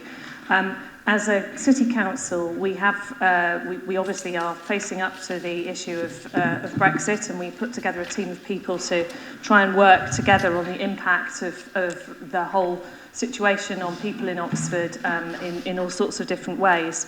That has included raising awareness of the EU settlement scheme because it is really important for people to be prepared. So we have worked with our own employees, but to make sure that any people in our council who fall into that scheme are aware and get the support they need. But we're also working to raise awareness across the city, working with other employers, particularly the large employers. But I think we recognise the situation you're describing, which is that still an awful lot of people out there. I can only speak personally, but when I'm on the doorstep, I'm often speaking to people and encouraging them to make sure that they apply. And I was doing that just the other weekend with some Bulgarian citizens who were in my ward. So this is something that we have to do all of the time. But thank you very much for coming to talk to us today. And as you quite rightly pointed out, we're discussing this issue soon. Thank you. Thank you very much. So now I hope we have Henry Owen speaking in support of motion C, community wealth.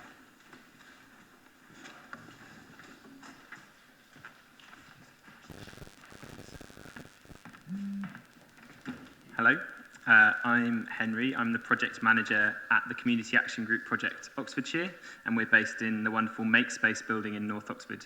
And as is mentioned, I'm speaking in support of motion 15C by Councillor Howlett. So the Community Action Group network in Oxfordshire is made up of over 70 community groups and enterprises who are taking action to tackle climate change and improve our local environment and the health of communities we live in. My job is to support and advocate for this amazing network of groups, and I wanted to add our voice of support for this motion. CAG Oxfordshire, whom I work for, is also a cooperative, and we are members of and our members are the community groups that we support. Being a cooperative aligns with our values, but it's also a practical and effective way of operating. Community or worker ownership and control means cooperative enterprises can better serve their communities, see opportunities and needs that might otherwise be overlooked, and demonstrate that we can achieve much more looking beyond a short-term profit motive. Giving people a stake in the enterprises that matter in their lives is vital if we are to build cohesive communities that can weather the challenges of the coming decades. In addition, Co-ops UK research also indicates better survival rates for cooperative businesses than non-cooperative ones. Various community action groups, or CAGs, could benefit directly or indirectly from the City Council adopting a clearer community wealth building approach. There are many existing cooperative and community businesses in the network in the city, including Broken Spoke Bike Co-op, Flows, The Place in the Park, Oxford Greenprint, Cultivate, Transition by Design, Holgate Common Eco Park, Share Oxford, a library of things, Oxfordshire Community Land Trust, and Ceci Refill. Each of these could benefit in different ways from being part of a larger supply chain from our anchor institutions. And this could be cycle training from a local bike co-op for our students, more food from local ecological farmers in our healthcare facilities, through to a local zero-waste cooperative providing soaps for our public toilets. I also see large potential for the City Council to play a key role in working with partners locally, such as my team and all of the community action groups, to develop new cooperative community businesses to fill gaps in local cooperative provision of goods and services. This could be from laundry to prepared food through to security services. By finding and filling these gaps, we can meet the needs of anchor institutions in our city whilst providing increased social value in our communities. We could have more and better local jobs, more connected communities, and a more equal distribution of wealth. So we have an opportunity in front of us to work around the confines of national austerity to help build a fairer, greener local economy. And this motion is a really useful step forward towards taking that opportunity. Thank you.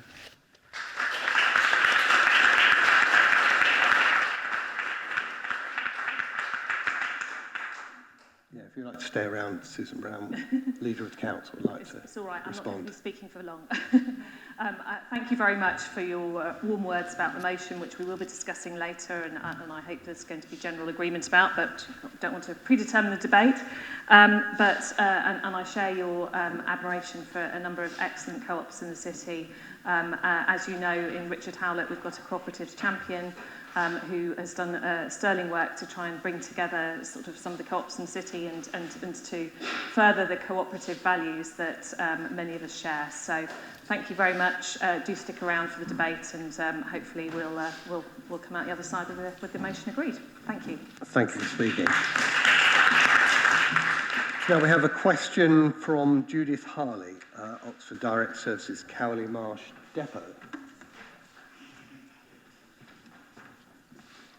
Judith, you have 3 minutes.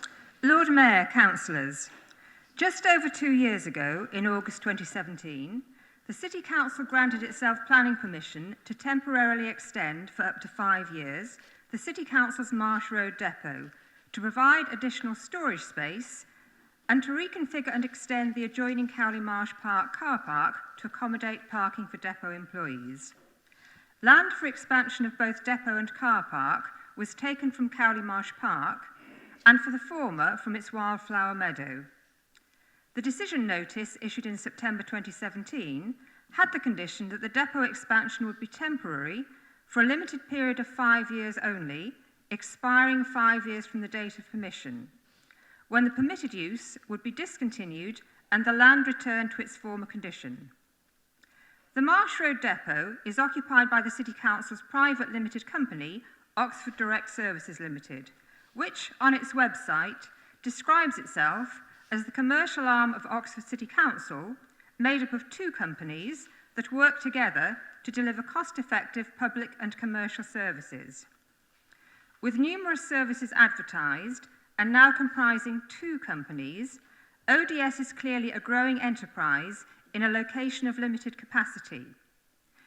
In a residential location, and next to leisure facilities, the Marsh Road depot cannot sustain and is totally unsuitable for this expanding operation.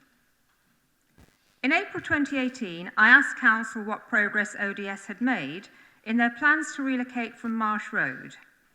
In a written response, Councillor Turner said, part of the ODS plan is to consider its corporate property portfolio to review whether it is fit for purpose to support the business expansion plans, and this will be looked at over the next couple of years.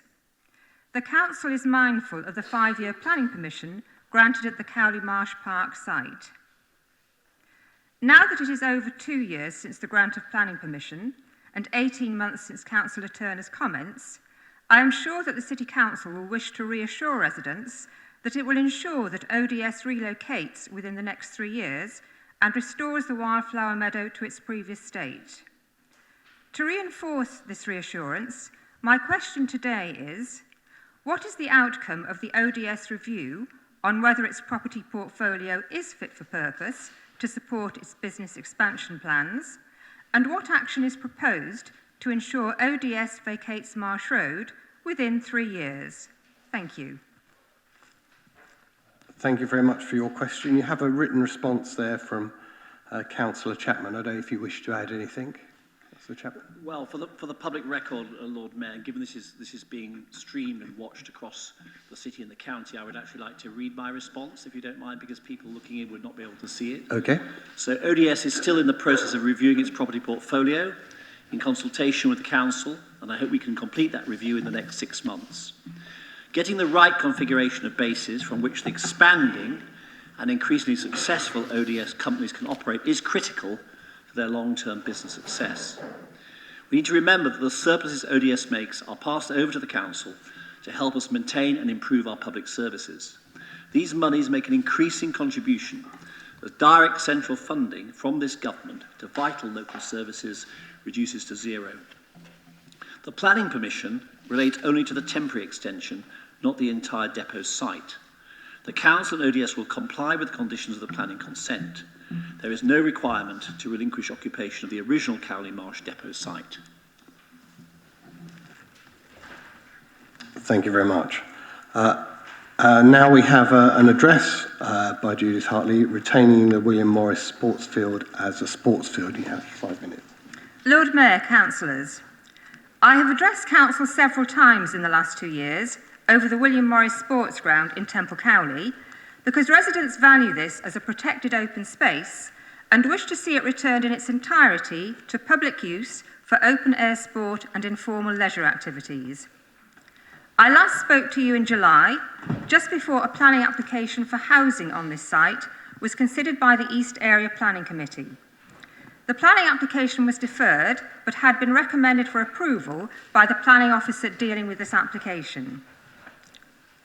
In Local Plan 2016, this site is identified as protected open space, a protection which has resulted in all previous applications for housing development on this site being recommended for refusal by City Council planning officers and being refused by planning committees.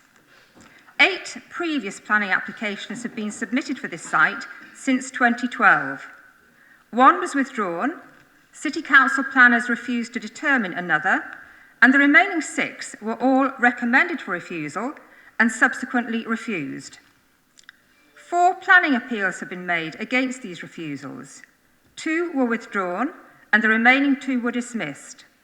On behalf of residents, I have spoken at every planning committee and at every appeal where this site has been discussed, opposing the developments.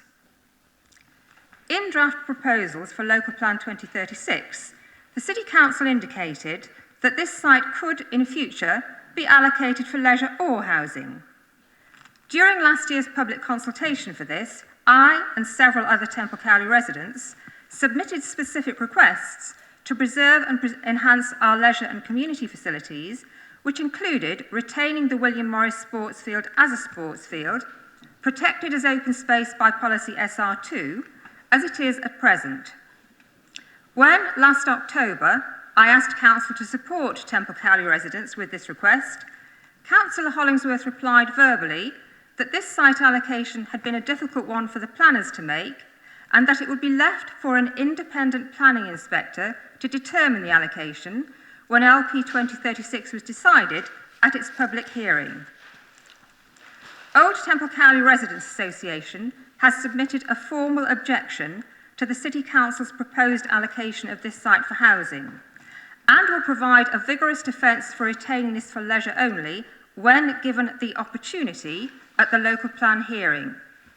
I am most concerned that, until LB 2036 has been determined by the Planning Inspectorate at an independent hearing, any recommendation for housing on this site will deny OTCRA the opportunity to argue our case for allocating this site for leisure only, will usurp the authority of the planning inspectors and prevent them from reaching an independent decision which can actually be implemented, and will prejudice a fair outcome of the local plan.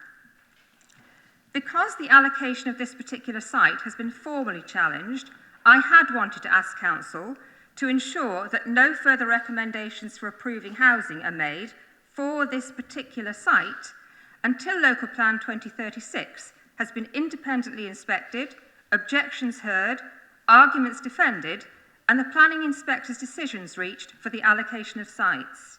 However, I have been advised by the monitoring officer that Council is not able to do this, as indicated in the note preceding this address, so I am making a different inquiry, which is not about any specific live planning application, but about the local plan hearing. Will Council tell me how any recommendation or approval for housing on this site prior to inspection of Local Plan 2036 will not fetter the planning inspector's ability to independently determine this site's allocation? OTCRA has the right to challenge the Council's allocation. As well as not fettering the planning inspector, how will Council ensure that we get a fair opportunity to present our case and formal challenge with the expectation of having the site allocation changed if a prejudicial decision to allow housing has been made? Thank you. Thank you very much for your address, and I think we have a response in writing from Councillor Hollingsworth that you might wish to. We have I think it would be helpful, because of this live stream issue, to read the monitoring officer's note. Should I do that? Yes, very happy to do so. The monitoring officer can correct me if I read it wrong.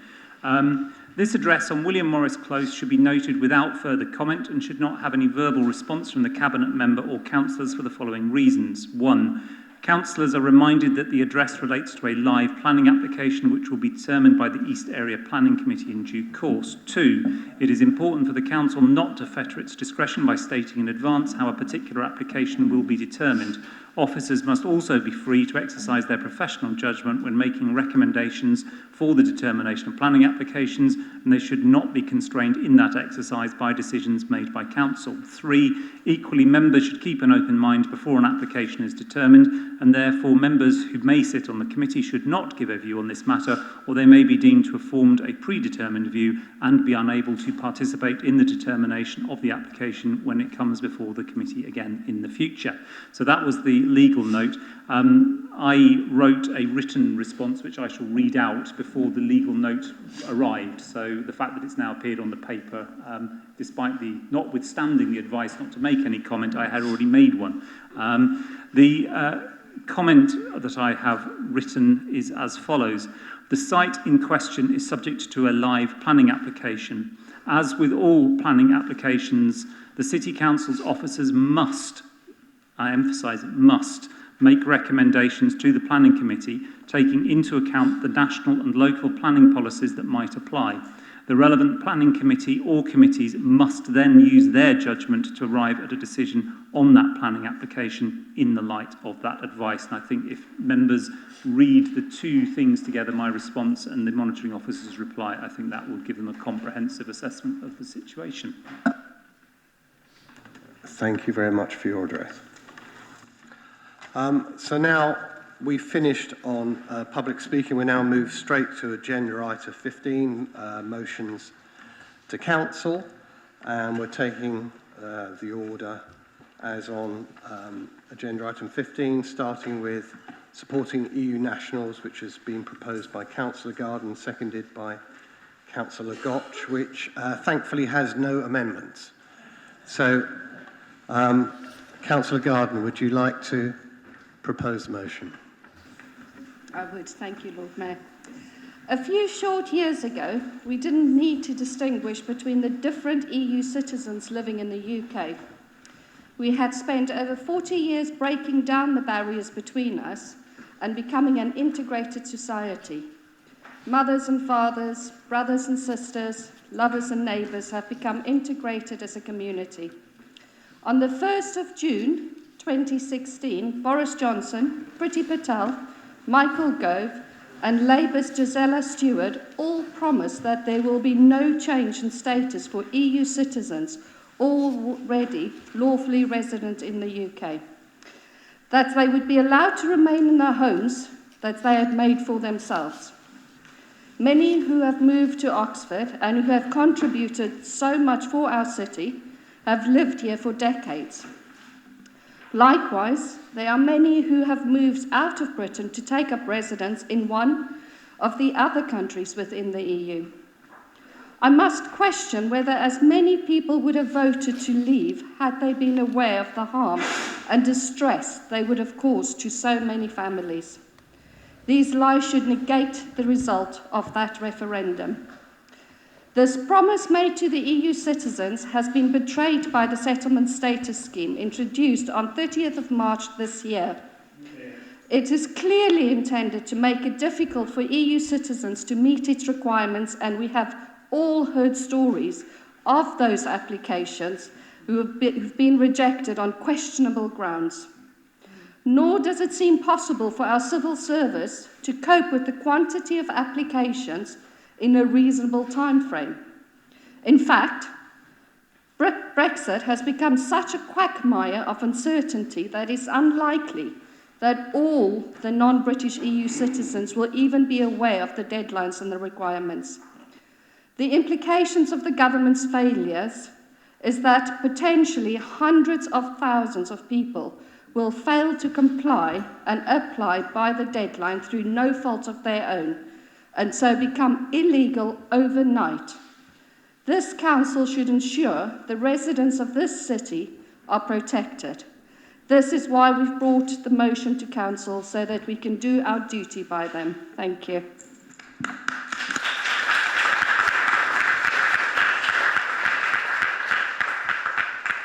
Councillor Gotch, you're down to second motion. Would you like to speak? Yes, I will, if I may, Lord Mayor. Thank you very much. I want to underline just one point made by Steph just now, and that is I'm told that there are something like 3.5 million Brits living in Europe at the moment, in France and in Spain and in Cyprus and in Germany and all over Europe.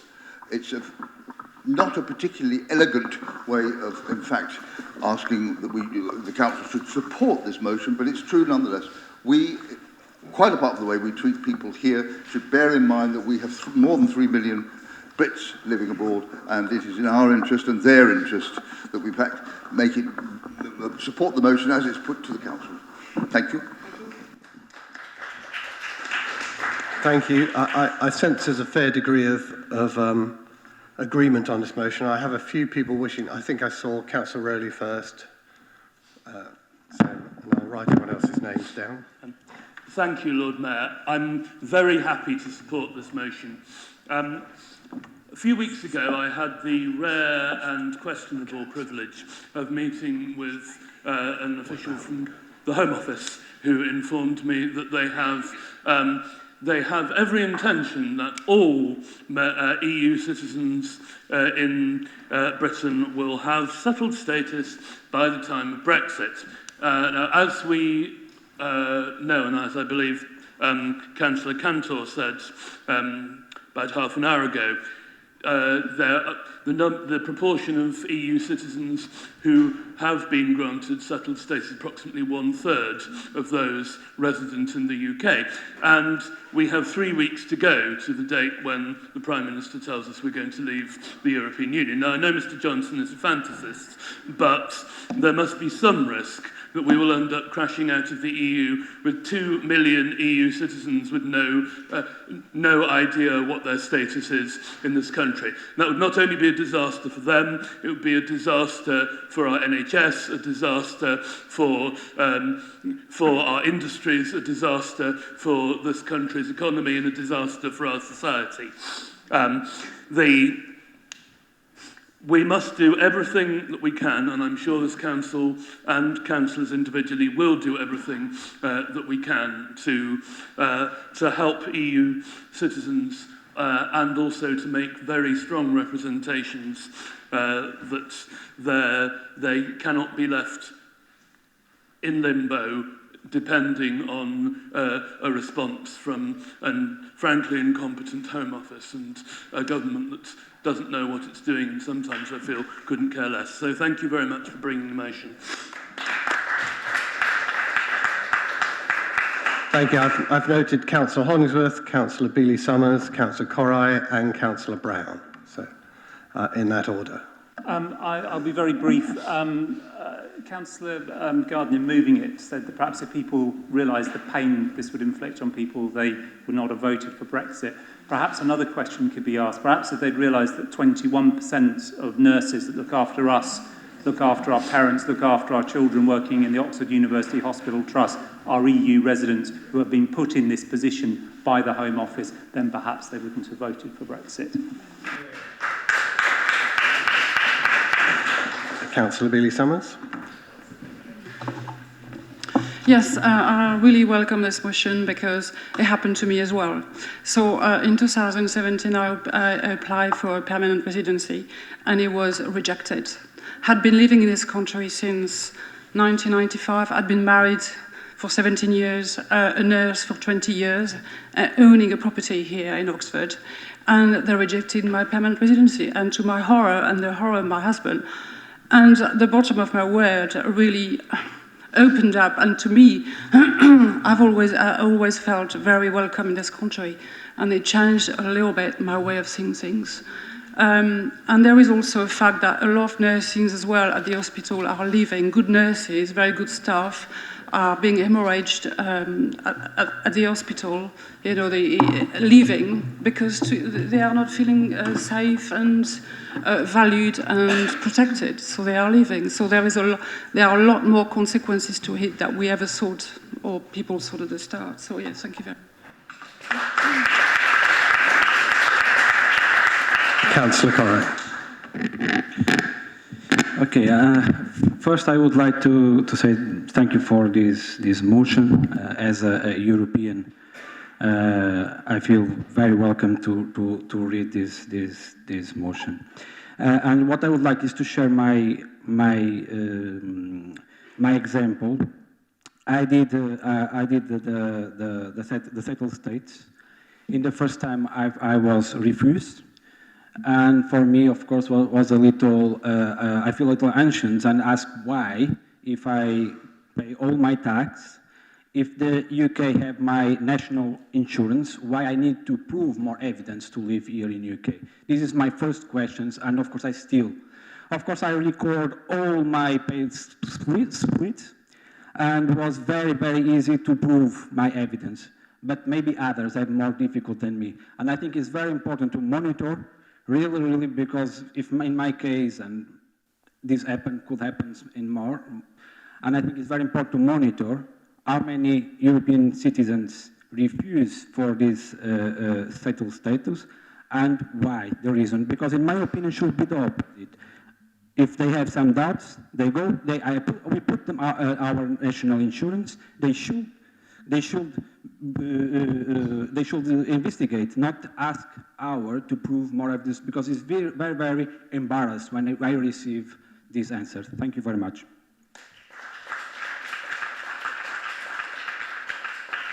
Councillor Susan Brown. Well, I think that just shows you quite how concerning this issue is. You know, we have two councillors, EU citizens, in our chamber who've both had the experience of having their settled status refused for absolutely no good reason whatsoever.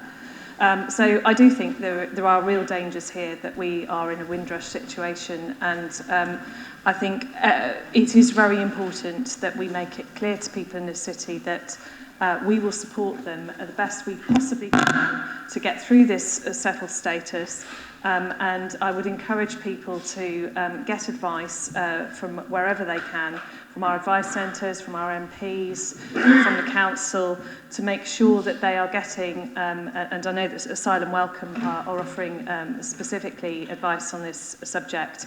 So I think the important message we should get out there to people is please do apply as soon as possible if you haven't done so already, and we will support you in every way we can to make sure that you get the settled status that you deserve. And really importantly, you are really welcome in our city. We want you to be here, we want you to stay, we want you to feel welcome.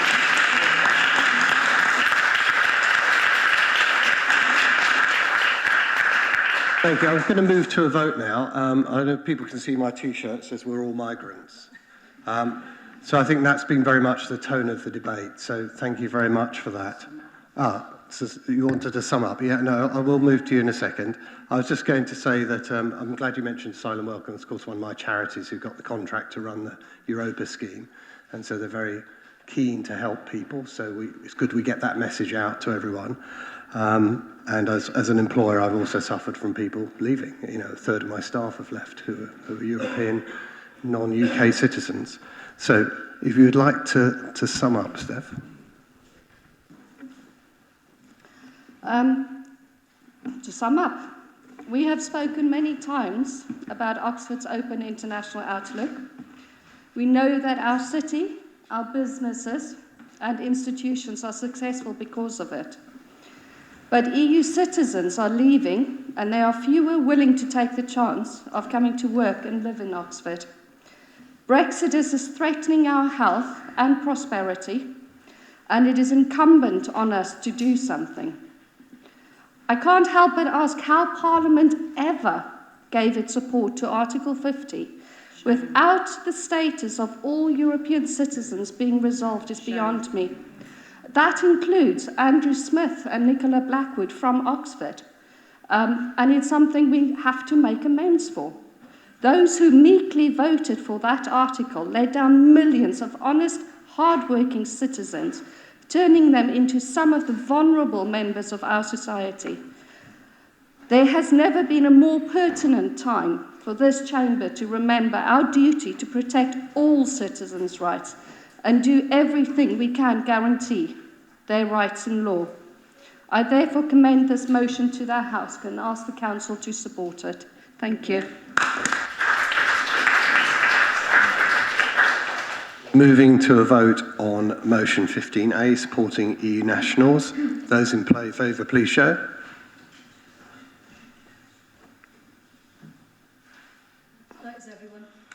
Thank you very much. That's unanimous. I think we've shown very much our support for our EU colleagues. So we're moving to motion B, which is complicated. So Jennifer and Andrew are just going to hand out some text. While they're doing that, I'll hopefully explain the process we're going to go through. So you'll see on your papers there originally a substantive motion on page 63, and then there were 3 amendments from Councillor Upton, Councillor Hayes and Councillor Gant, each of which were fairly inconsistent with each other, or at least the latter 2 were, because they amended bits of motions that were no longer there. So to try to clarify things, thank you very much for Councillor Hayes, Councillor Wolfe, Councillor Henwood and Councillor Gant for getting together during the break and risking indigestion by trying to do a composite motion, which replaces the amendments 2 and 3. Not 1, that's still valid, but amendments 2 and 3. So the one originally proposed by Councillor Hayes on page 63 and the one that starts on page 64 by Councillor Gant. Now I'm hoping now Councillor Gant can explain the composite motion, because it was originally based on his Amendment 3. So if you look at Amendment 3, that should prove the basis for what Andrew Gant is now going to skillfully describe. Thanks for the build-up, Lord Mayor. Yes, thank you very much. And can I just also please confirm and note with gratitude that this was a joint effort between Councillor Hayes and Councillor Wolfe and Councillor Henwood and Councillor Landers and yourself, indeed, Lord Mayor. So this amends my amendment. So I'd refer Council, please, to page 64 of the briefing note, where it says Amendment 3 proposed by Councillor Gant. And what I'll do, rather than explain, is just read it out. And I understand that Councillor Wolfe has agreed to accept this as it says. So I'll also read it because my handwriting is atrocious. Thank you. It says retain paragraph 1. So that's the paragraph that begins Council notes that the scrutiny function is independent, is retained in its entirety. Paragraph 2 retains the first half sentence. Council notes welcomes initiatives taken by a number of councils recently, and it then goes on as follows: and encourages further close cooperation and learning from best practice, and then deletes the rest of paragraph 2 up to where it says Cotswold District Council. It then retains the short statement, Council therefore asks the Cabinet to, and then deletes the following paragraph beginning with the word identify and replaces it with the following words: establish a climate advisory group to support all member engagement, to build on the aims of the Citizens' Assembly to engage the public in the issue and bring recommendations to the Cabinet on how best to use its powers of control and influence to meet the climate emergency across the City Council and City of Oxford.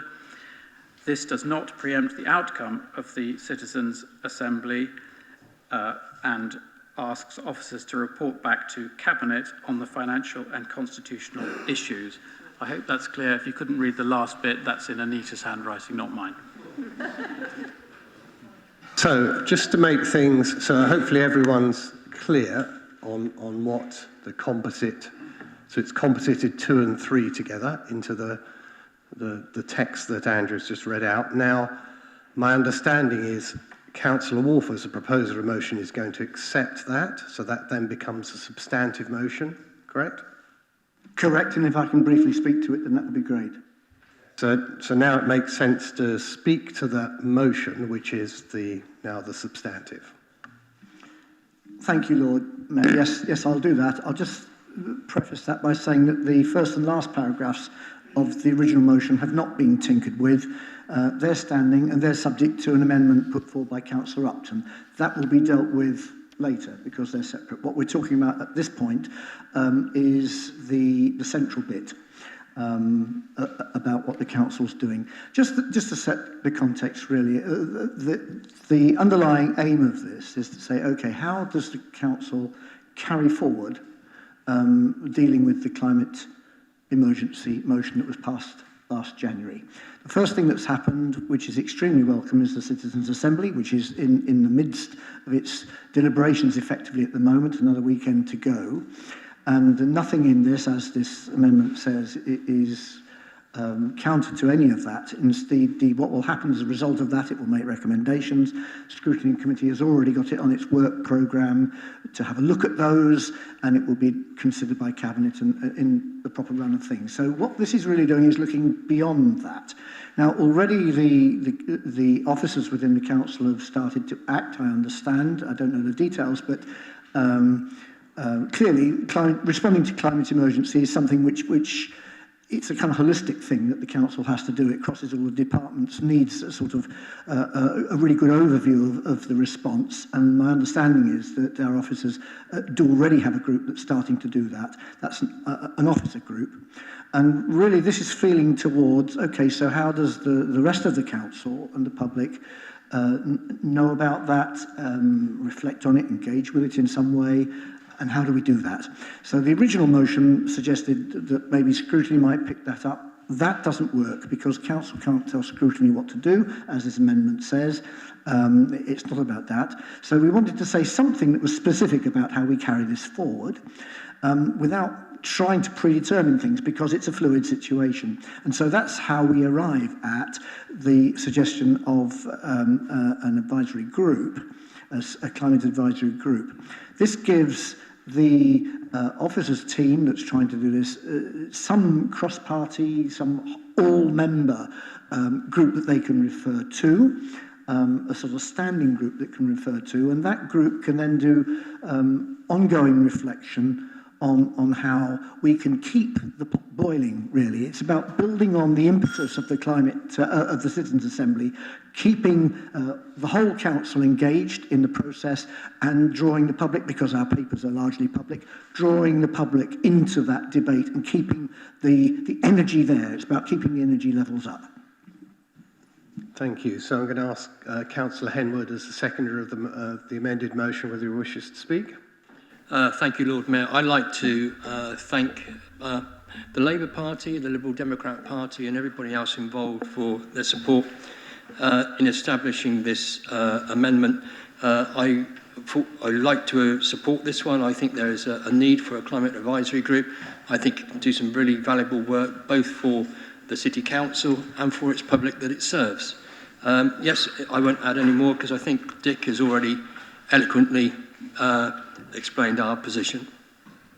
Thank you. Well, I'd like to first offer Tom Hayes the opportunity to speak, and then maybe Andrew Grant, as obviously your amendments were merged in. So we have also amendment from Louise Upton. So we need to take that first, I guess. Yep. Yep. I'm hoping yes. Right. Procedurally, we need to take that amendment first. If you'd like to introduce that. Okay. Thank you. I'd like to start by saying that I wholeheartedly support the aims of the youth climate strikes, and I couldn't be more delighted that the young people of Oxford are engaging with this crucial issue. However, I do not believe that this council should be encouraging children to miss school. There are many important issues in the world, some of a more immediate matter of life and death, that it would be great for our children to know about and campaign on.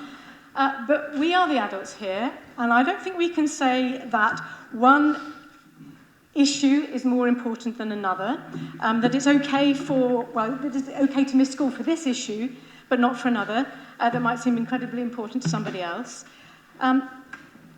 I entirely agree that the threat posed by human activity to the planet is terrifying, and if young people want to demonstrate about climate change, then they will have my full support if they do it at the weekend or after 4 p.m. How does a teacher plan a lesson when half the class aren't there? I'm married to a teacher. It's very disruptive when a number of children are missing. And think about it. If a pupil misses learning about electrons or something now, then they're unlikely to be redesigning solar panels 10 years down the line. We need our population to be scientifically literate. We need this so that, first of all, they're able to evaluate evidence and come to the right conclusions.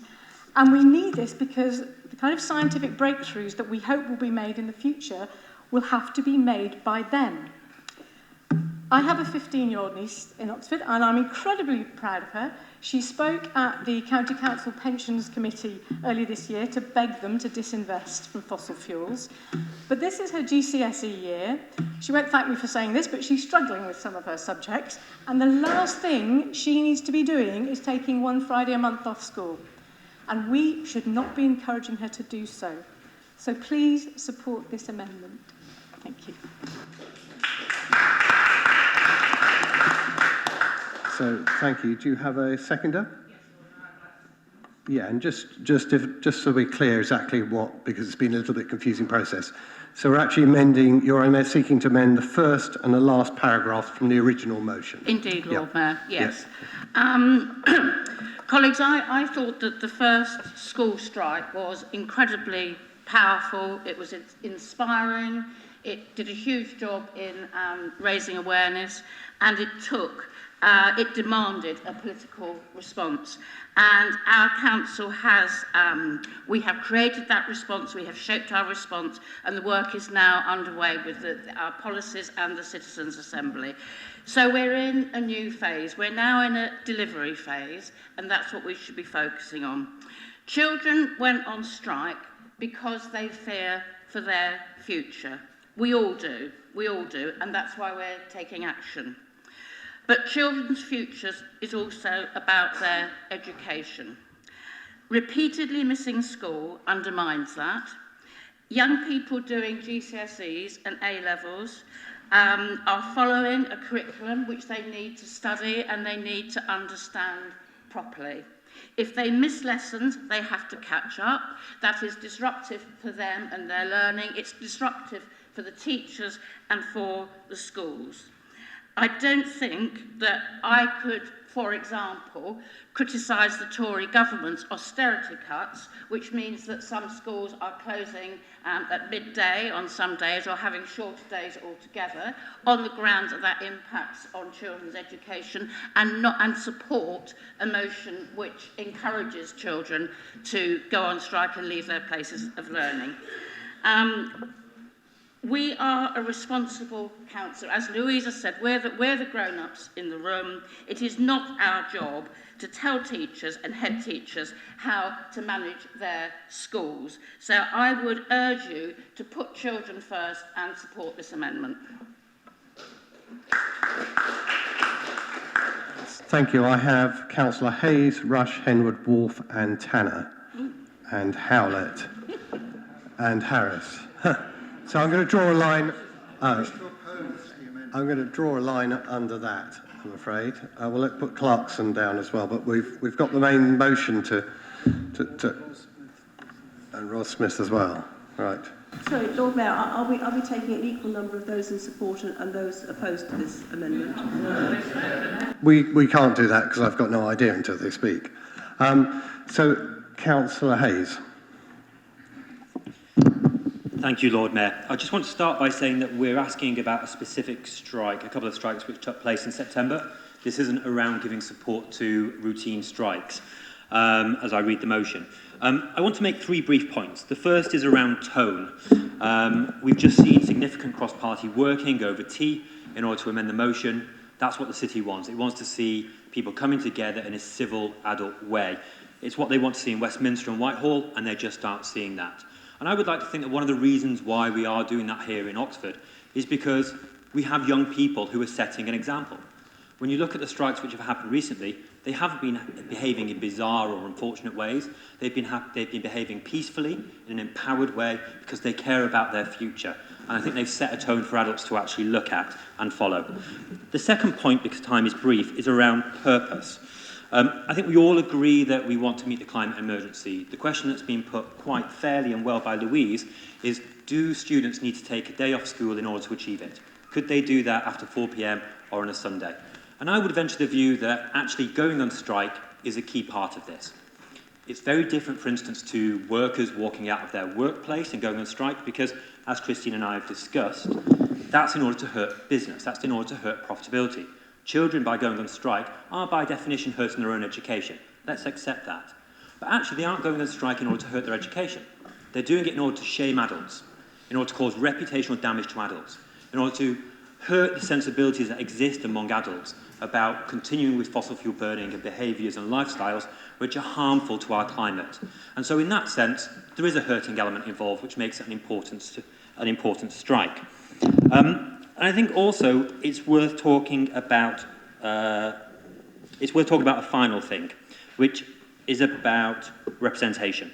We've set up a citizens' assembly because we don't want to go on as a council listening to, and I know people won't like this, small g green voices. We want to hear from a broad range of everybody. Now, what I want from the school strikes is to hear from a broad range of students from all backgrounds. And I don't know that many people from poor backgrounds or working class backgrounds or from low income backgrounds are going to learn a huge amount about citizenship and about politics and about such like in the classroom as well as they might do on the streets. I think it's a great way to actually get new people engaged in campaigning and protest. And I say that drawing on my own experience. I went to state schools run down by Thatcher. I was a free schools meal kid. And the only reason that I was able to go out campaigning was because my Labour MP grabbed me by the scruff of the neck, pulled me out in a campaign, and taught me the values of protest and citizenship and civic duty. Now, I'm not saying that's the only way that you can learn those things, but I think it's a pretty good way.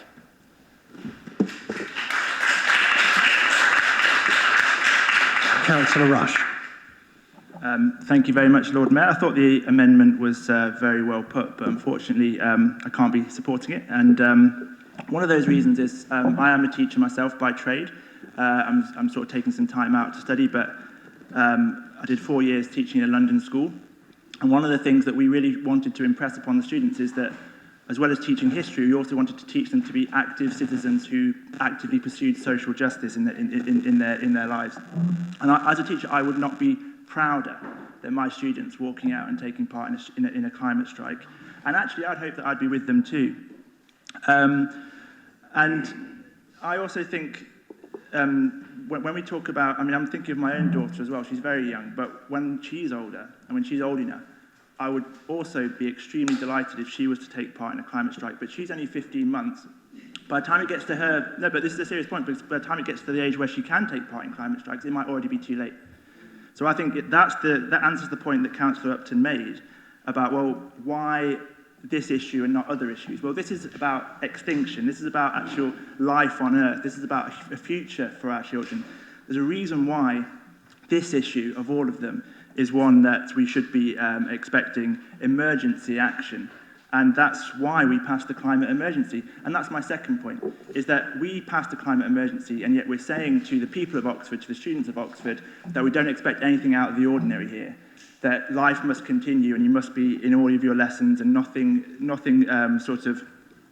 escalating action can take place. We need to be consistent. We've declared an emergency and that needs emergency action. And that leads me to my third point, which is that we as a City Council can only do so much. We've called on the city to join us in taking this action. And when they've done so, we're now saying that we're not supporting you, we're not with you. We support you in principle, but we don't support your actions. Well, actually, as a City Council, we're calling for actions. And I think that on other issues where we're leading the way, be it the living wage, community wealth building, cooperatives, we're trying to call on a wider movement. And we need to show the city that when people in the city do move, we are with them as a council. Otherwise, why would they make that movement in the first place? We need to show that we're standing with them. The students have made a fantastic move here, and we need to show that we're showing solidarity with them. And actually, I don't think we should be taking out the support for strikes. We should be supporting more student strikes and also more general strikes. This is a personal opinion. We need a general strike in support against the climate emergency.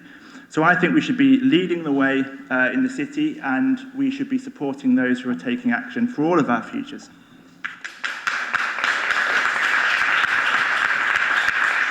Councillor Henwood. Thank you, Lord Mayor.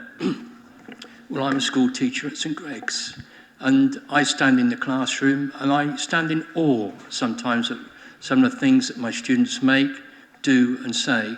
And one of the things that inspires me a lot is at St Greg's we have probably a handful of students that have actually gone on the strike on the 20th. Not many at all. Our students are quite different in that way. They do other things. However, I do believe, as a teacher, we're there to impart learning, to develop our young children, our young adults. And the only things that we can measure in the classroom is their cognitive learning. We can measure what they've learnt, when they've learnt it, and measure their progress in that way. What we can't measure as teachers is a learning in the affective domain, the domain that governs or the part that of opinions, of the willingness to argue emotion. Those kinds of things I find it very difficult to measure in the classroom. But it's this kind of movement, this narrative that the young people of Oxford and the rest of the world are driving forward is so important that we listen to and learn from. Yes, we are the so-called adults in the room, but also we are learners as well. And we have to learn from this movement for ourselves to move forward as well. Thank you. Councillor Wolfe. Thank you, Lord Mayor. When the first strike happened, I printed out some absenteeism notes because I thought, how are the teachers back at the school to know that they didn't just bunk off and go down the pub? So I printed out these notes which said, okay, I was at this action. I met and talked with Councillor Me. There was no party politics in it. I was representing the council in my mind. And we had an interesting conversation, and at the bottom it said the councillors would be happy to come and talk to your school about the climate emergency and stuff like that. So that gave me an excuse, because it was their do, not mine. It gave me an excuse to talk to quite a lot of these young people. And a couple of things that struck me. First, they had no idea that the City Council had passed any climate emergency motion. They had taken, really, without criticism, what Greta Thunberg says, which is nobody's doing anything, she seems to say. Well, of course, that's not actually true. There's a lot of people trying to do a lot. Not enough, and not quickly enough, we know that. But they were, quite desperate. There's nobody's doing anything. So, well, actually, do you know what the council's doing? And I became very aware that here was an opportunity to engage with people who were really anxious about something. So the lesson I drew from that is this is a fantastic educational opportunity for them. In fact, it's probably one of the best lessons they could ever have in their life, is to come out on this thing, get away from Facebook, actually meet some people, meet some activists, meet some councillors who in their own pathetic way are trying to do their bit, and actually get together, and build on the energy. So again, it's similar to the rest of the motion. It's about taking the energy that is there and not sort of damping it down. And I do understand, it's a bit dodgy for a city council to say, yeah, kids, you can bunk off. It's not bunking off. This is education big time. And I want to build on that energy and use it and channel it. And maybe if we embrace that, we can use this opportunity. If these climate strikes continue, they may not. But really, it's an opportunity to grab them and say, okay, now get into the town hall, we'll tell you what we're trying to do, or whatever. You know, we can use that opportunity. Without that opportunity, if people gathered in one place, you don't have that opportunity. So that's why this is in this motion, and why I think the climate strikes provide a great opportunity where we can build something. Thank you. Councillor Tanner. Lord Mayor, I was very proud at the end of September to travel to Rostock in Germany for the annual conference of Climate Alliance to represent Oxford among hundreds of other cities and towns across Europe who are tackling climate change and are trying to go that extra step to deal with the climate emergency. But I was so pleased that the weekend before, 5,000 people demonstrated in the centre of Oxford, led by these school children, by these strikers, inspired by Greta Thunberg, because I knew that I absolutely had the support of the people of Oxford. Not just the 5,000 who turned out, but I don't know, the other 5,000, 10,000 who would have turned out if they hadn't been doing this, that and the other, because life is busy and life is important. There is a way of stopping these strikes, Lord Mayor, and that is by tackling the climate emergency, by taking urgent action when the young people no longer feel it's necessary because their future is assured and the planet is not going to overheat.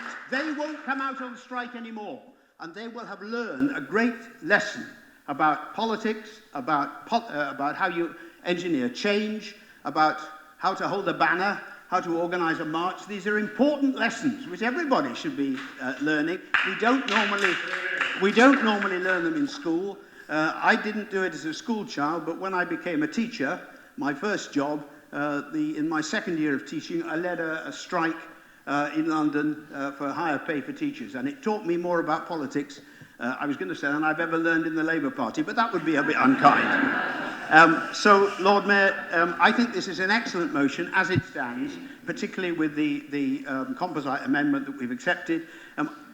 I don't usually disagree with a word that Councillor Upton says. She's so fantastic. But on this occasion, I think it's mistaken. I think it's overprotective. I think we should listen to our young people. We should listen to Greta Thunberg. And the important thing is that we should support them and not betray the youngsters of this city. Thank you. Councillor Howlett.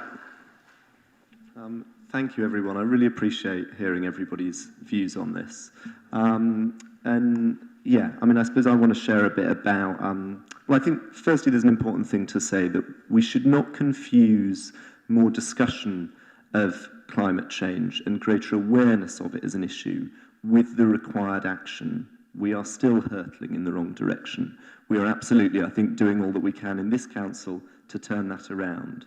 But nationally and internationally, we are still very much going in the wrong direction, and it will take an extraordinary social movement to prevent the worst runaway climate change. And I do think that these school students have been a tremendous part of building the social movement that we need. I've been down and joined the school strikers on a few occasions in Bond Square.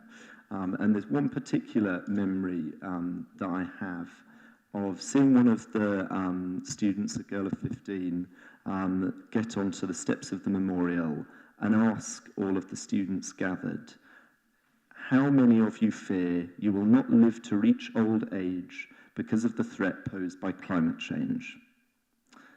I then watched in horror as the majority of the students around her raised their hands. She went on to exclaim, how can we go on going to school as normal when we think we might not have a future worth studying for? So I think the thing that we need to remember here is that, of course, we would not want to see children missing out on their education in normal times, but these are not normal times. And that's why I wholeheartedly support the action that these children are taking. I think another point I'd impress is that having the right ideas is meaningless if you can't build the power to see them executed. And those of us in the Labour Party, of course, know this better than anyone. Our party's very existence and greatest achievements are built on a history of using the power of the strike to turn our ideas into reality. These students are harnessing that same power in new and unexpected ways. And I think they deserve our full support. And lastly, I'd say I can't think of anything more responsible and more adult than the action that these children are taking, young people. Councillor Harris. If we were faced with very long drawn out strikes, then there might be force in Councillor Upton's concern about children losing their education. But this motion, as Councillor Hayes pointed out, refers specifically to the strikes in September. We're now in October. It is a judgment on what's happened. And I say that those young people should be commended for their initiative, for having the gumption to actually come out and do something positive about a very important problem, which they are quite right we should all be focusing on much more than we have in the past. Our motion this evening sends a signal. Do we praise them for what they have done, or do we criticise them? What they've done was exemplary. I don't believe that any of them will have suffered in their education, and many will have learnt something new from the experience, and so I would oppose the amendment. And I've just got then Councillor Clarkson and Lord Councillor... Mayor, can I move the vote be put? Okay, someone's proposed...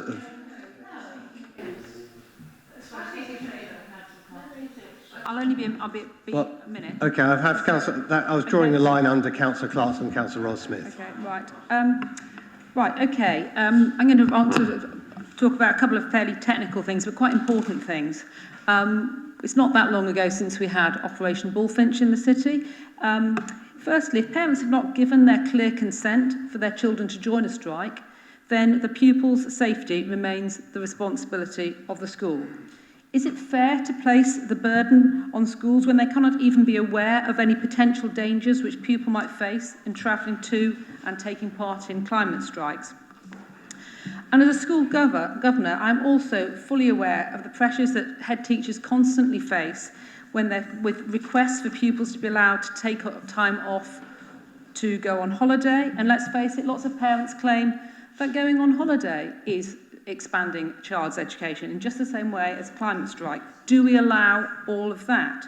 Yeah. To expect head teachers to take a lenient approach to climate change absence makes it harder for them to deal with some of these other pressures. And the pupils are not just hurting their own opportunities. The disruption with which their absence causes also hurts their non-striking classmates. There's plenty of opportunities for public education, for climate change activists and counsellors to go into the classroom, and I think that is a vastly more sensible way of approaching this. Thank you. Councillor Ross-Smith, and I'm drawing a line. Thank you. I believe I'm going to be the last speaker.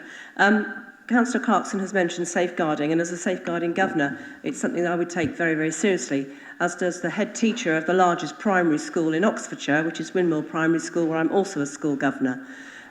Children were asked if they would like, children asked to go, and they asked their parents, and there was actual parental acceptance and support, in fact, actually. And I believe some extra parents went down to join the students from Windmill School and other schools in Oxford to show their support for climate change action. These students are absolutely right. I mean, I have 5- and 6-year-olds coming up to me and saying, what is your council going to be doing about climate change? What are you going to change? The way you do things? What are you changing to make a difference? And I think that's really important. And I would just end by saying, Lord Mayor, that this grandma of 13 was delighted to join the children on the climate action strike. Absolutely delighted and very, very proud of them. Please do not support this amendment. Thank you. So I'd like to move rapidly to a summing up by Councillor Upton. And I'm hoping we've got 15 minutes left. I'm hoping we can do this, dispense with the substantive, and then do the next motion. So please be brief. Thank you. Yeah, I'll just be really, I mean, of course you're right, of course the children are right. I went on the very first climate strike with my niece and nephew, but going forward, they should not be taking more time out of school. They should be in school learning about climate change, which a lot of them do. So please, I really don't think our council should be encouraging children to be missing school. That's it. Thank you. Let's move to a vote on the amendment proposed by Councillor Upton. Those in favour of the amendment, please show their hands.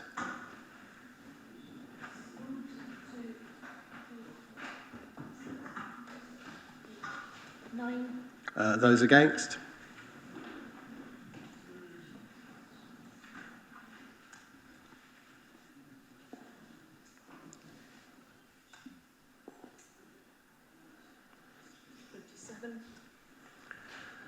Thank you. The motion amendment falls. And now we're on to the substantive, which I'm hoping we could have limited debate on. But I will provide Councillor Hayes and Councillor Gant the opportunity to speak as their motions were part of the composite. Yep. Do you want to speak first? Yep. Well, perhaps in the interest of time, Lord Mayor, and since it's written out in front of us, I won't add much more to what it already says here, but just to say that the intention is to capture the desire of this council expressed on many occasions to take seriously its responsibility and its commitment to address climate change and to start to think about, boring but important procedural things like the best structure to do that going forward. And as I said before, I'm grateful to colleagues for working with me on getting a wording that seeks to do that. That is the intention of it. We took out the reference to scrutiny for the reasons that you mentioned, that scrutiny is independent of this chamber, and I think we've come up with a wording that allows council to do that and to monitor its own progress on that. So I don't think I've got anything further to add. Councillor Hayes.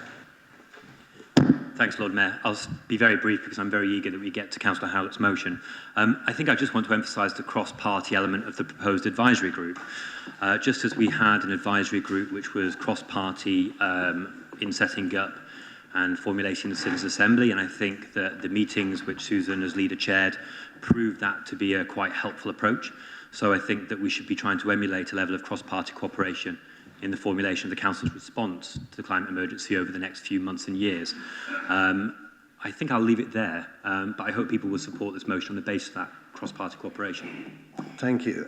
Councillor Wolfe, do you wish to sum up?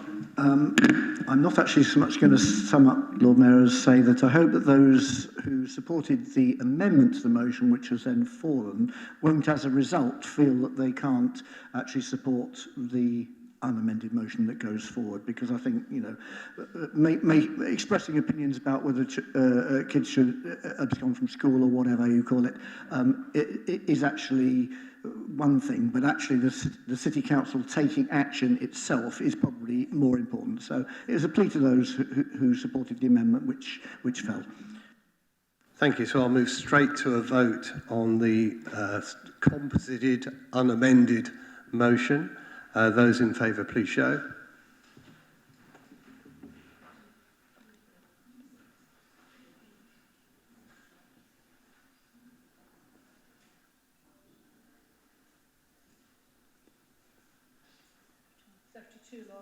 Those against? Abstentions?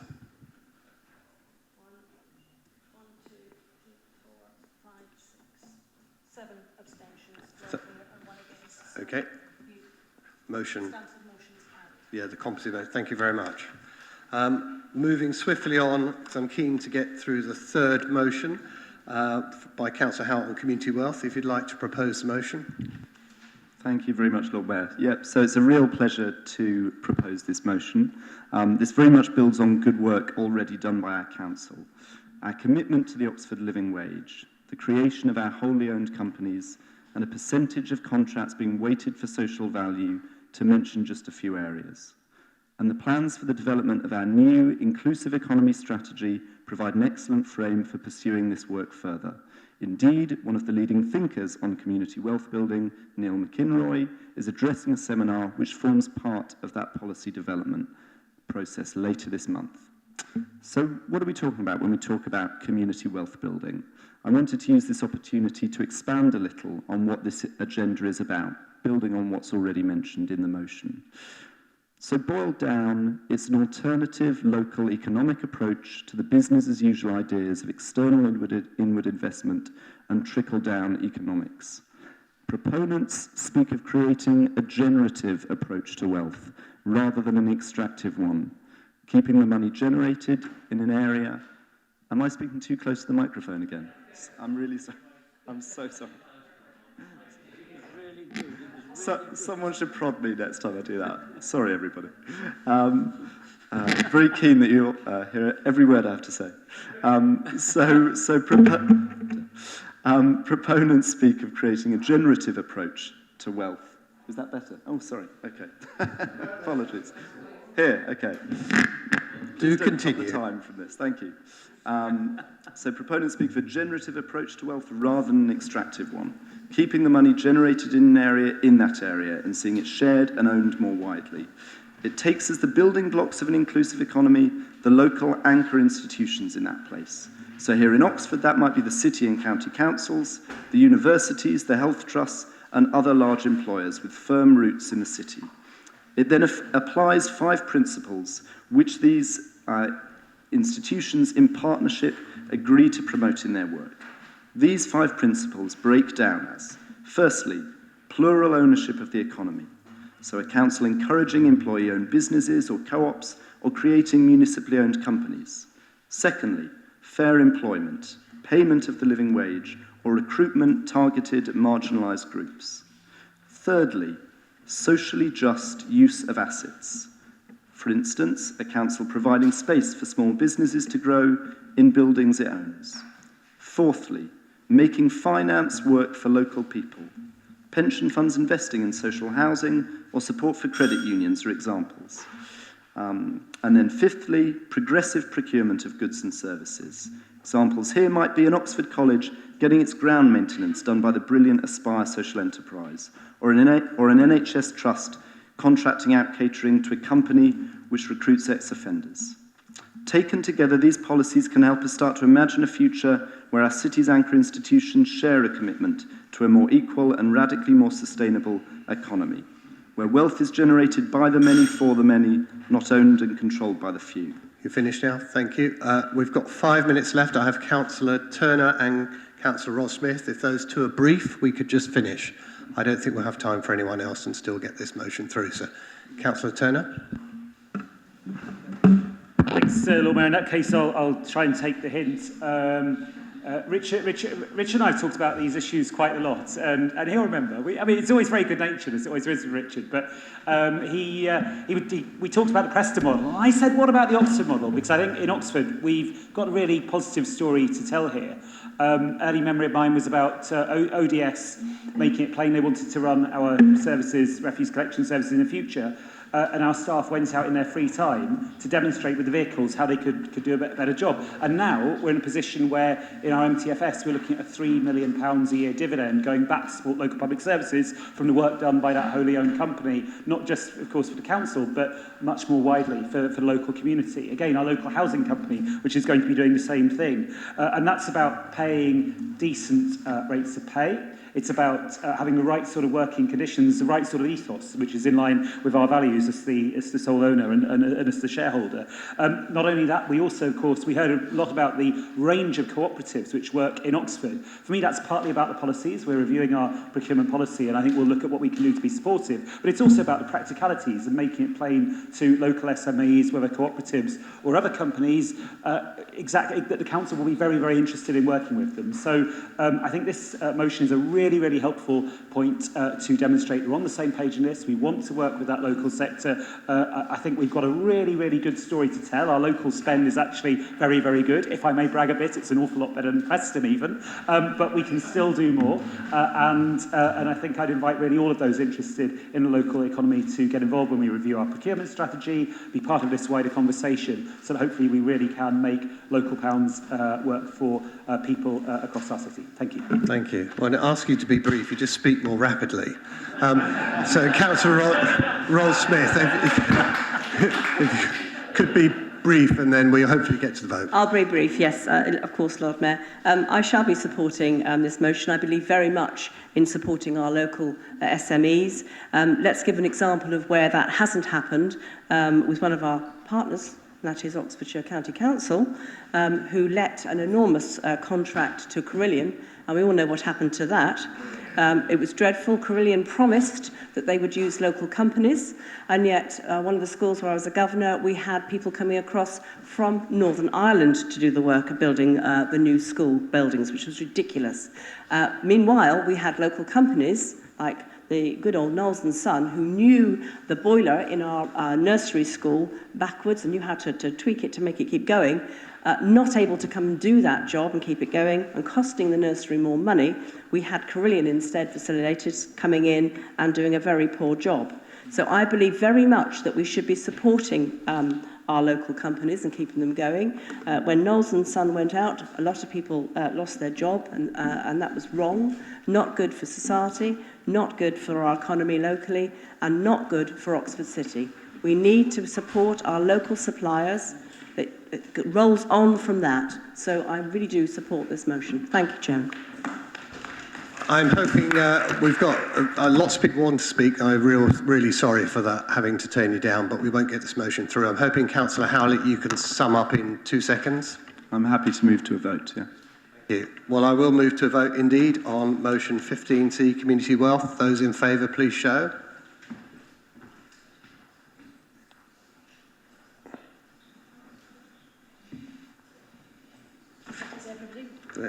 Thank you very much. So thank you. And with that, Lord Mayor, I would like to propose that we suspend standing orders for 10 minutes to enable Councillor Haynes' motion to be debated. I can say there's cross-party agreement.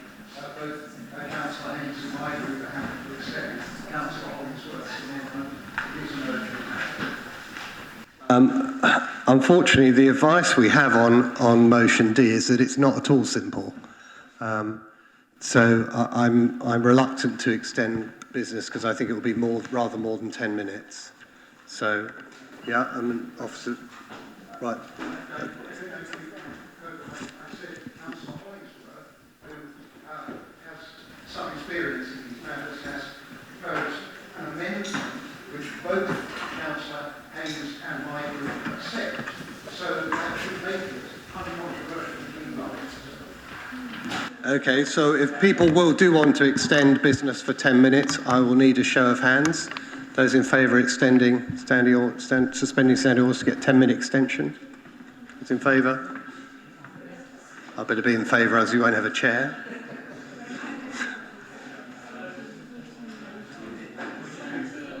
Okay, those...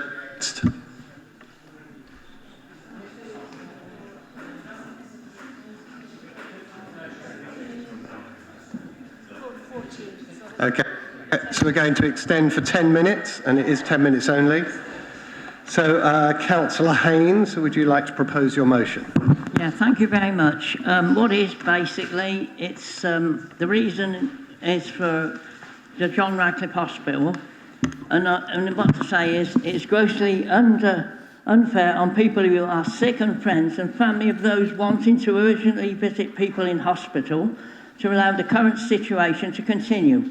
A comprehensive shift to more sustainable transport approaches would, number one, it would reduce the congestion on local roads, freeing up the road and network to other traffic, including buses and ambulances, reduce the pollution inhaled by cyclists, pedestrians and local residents from vehicles queuing with engines running, reduce lost time and missed appointments which cost the health service a fortune, making it easier for staff to access the hospital, helping to reduce staff shortages.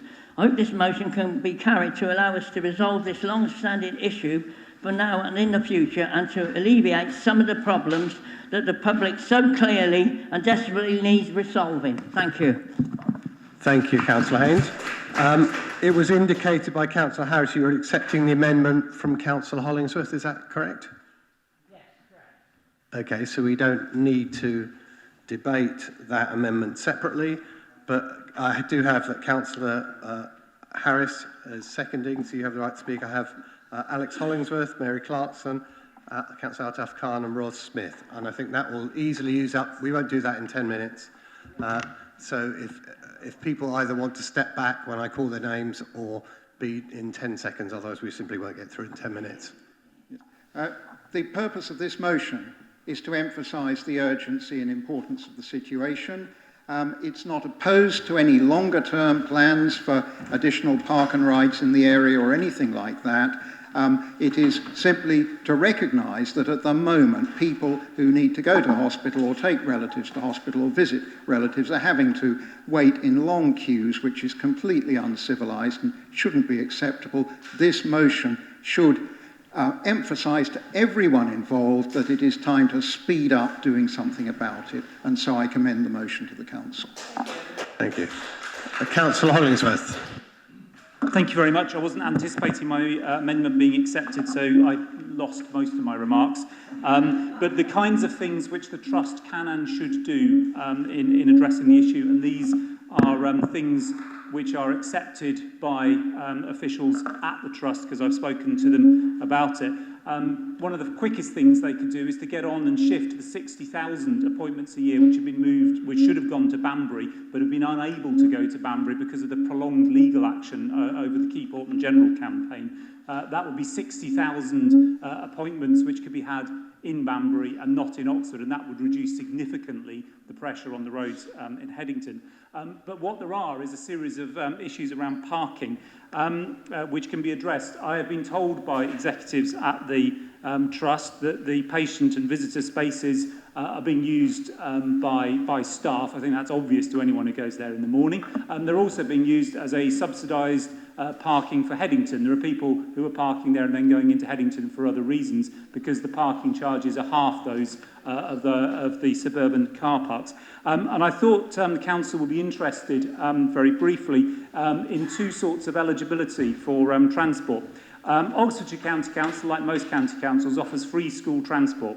The criteria for getting free transport is if you're a child over 8, we talked a lot about children today, child over 8, 3 miles walk. If it's more than 3 miles, you're eligible for free school transport. If you're a child under 8, so Martin's 15 months old, presumably, it's 2 miles. So if you can walk 2 miles, then you don't get free school transport. The eligibility for a staff parking permit at the JR is 1.5 miles. The cost is graduated. That is true. That is true. It's a graduated cost. The cost, and this is on their own guidelines, publicly available on their website, the graduated cost for an executive, the most senior manager in that trust, living just over 1.5 miles away, is less than £1 a day. Less than is charged for a bus pass. For people who are doing the right thing are being hit hardest. And I think those are the kinds of things, when I say the Trust needs to address some of its policies, these are things it was thinking about doing 20 years ago, and the untimely death of its sustainable transport manager then meant they never happened, and they need to get back onto that route and address those sorts of issues. Thank you. Councillor Clarkson. Thank you. Now, there's actually, I found an old local saying which said, down in Oxford, the air is like stale beer, but up in Headington, it's pure champagne. And you know what? That's why so many hospitals were built in Headington in the 19th century, so patients could benefit from the better air quality. So how ironic and sad it is that the very places which were built to improve health are now a major cause of poor air quality for residents and for patients alike. Dr. Timothy Hinks, a consultant in respiratory medicine at the JR, has said that in order to reduce the number of premature deaths from respiratory illness, we need to reduce the number of cars and encourage more people to use bikes and buses. Now, while I fully agree with Mick that it is indeed grossly unfair that the sick should not have to suffer the stress of traffic delays and missed appointments, we must also remember that lots of patients who use the John Radcliffe are not strictly sick.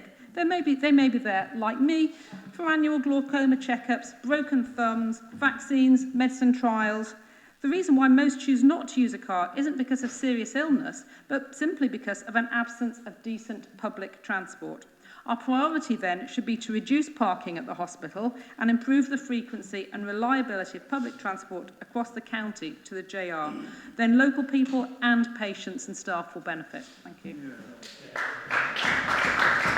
Thank you. Councillor Altaf Khan. Thank you. I tend to not to speak while I'm on this side, but as Haddington word keep mentioning, is my ward, and I have to say a few words. As both Haddington councillors, we had very good links with the Oxford Hospital Trust, and we have invited in our ward meeting the Chief Finance Officer from the Oxford Hospital Trust. And what I did set in that meeting, and I'm saying in this meeting, rather than addressing things in a piecemeal, this need to be a bigger picture looked at. All the hospitals now are under the University Trust. A lot of colleges here and their staff research, science, innovation goes there, come back.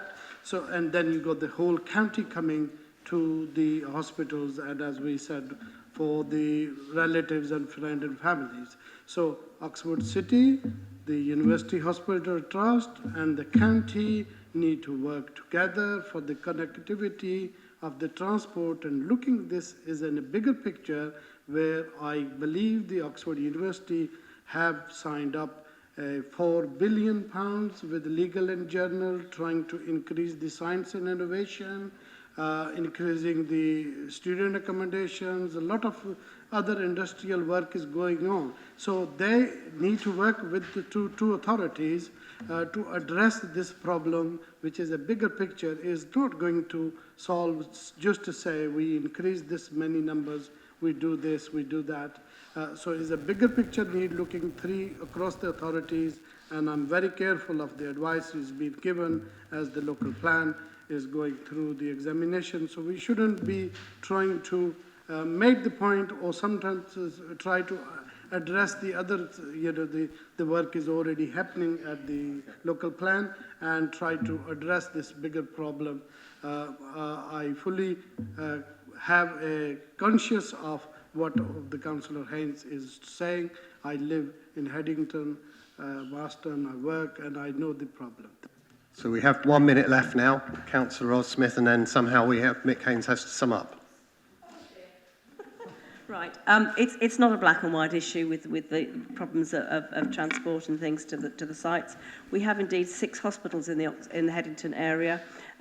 So there is lots of traffic movement. People coming, as Alex Hansworth has mentioned, from all over the county, and in fact all over the country, in fact, to the JR. And it's almost a victim of its own success. It has expanded its services on the site, and that has put more pressure both on the public transport to the site and also onto the individuals' cars who want to drive to the site. It has put pressure on. It needs looking at, it needs addressing now. Thank you. It's like trying to herd cats a bit. Councillor Haynes, you have 30 seconds to sum up. Yeah, I can do it in 2 seconds. I got 5,000 signatures on it for the multi-storey car park, and I'm taking it to 10 Downing Street. Thank you. Thank you.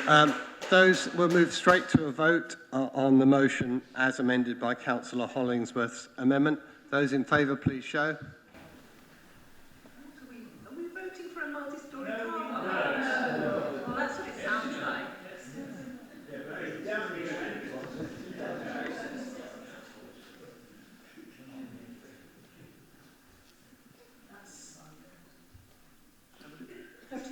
Okay. Those against? Abstentions? Okay, thank you very much. So that's carried. Thank you very much, everyone, for your time and for your patience. Have a good evening.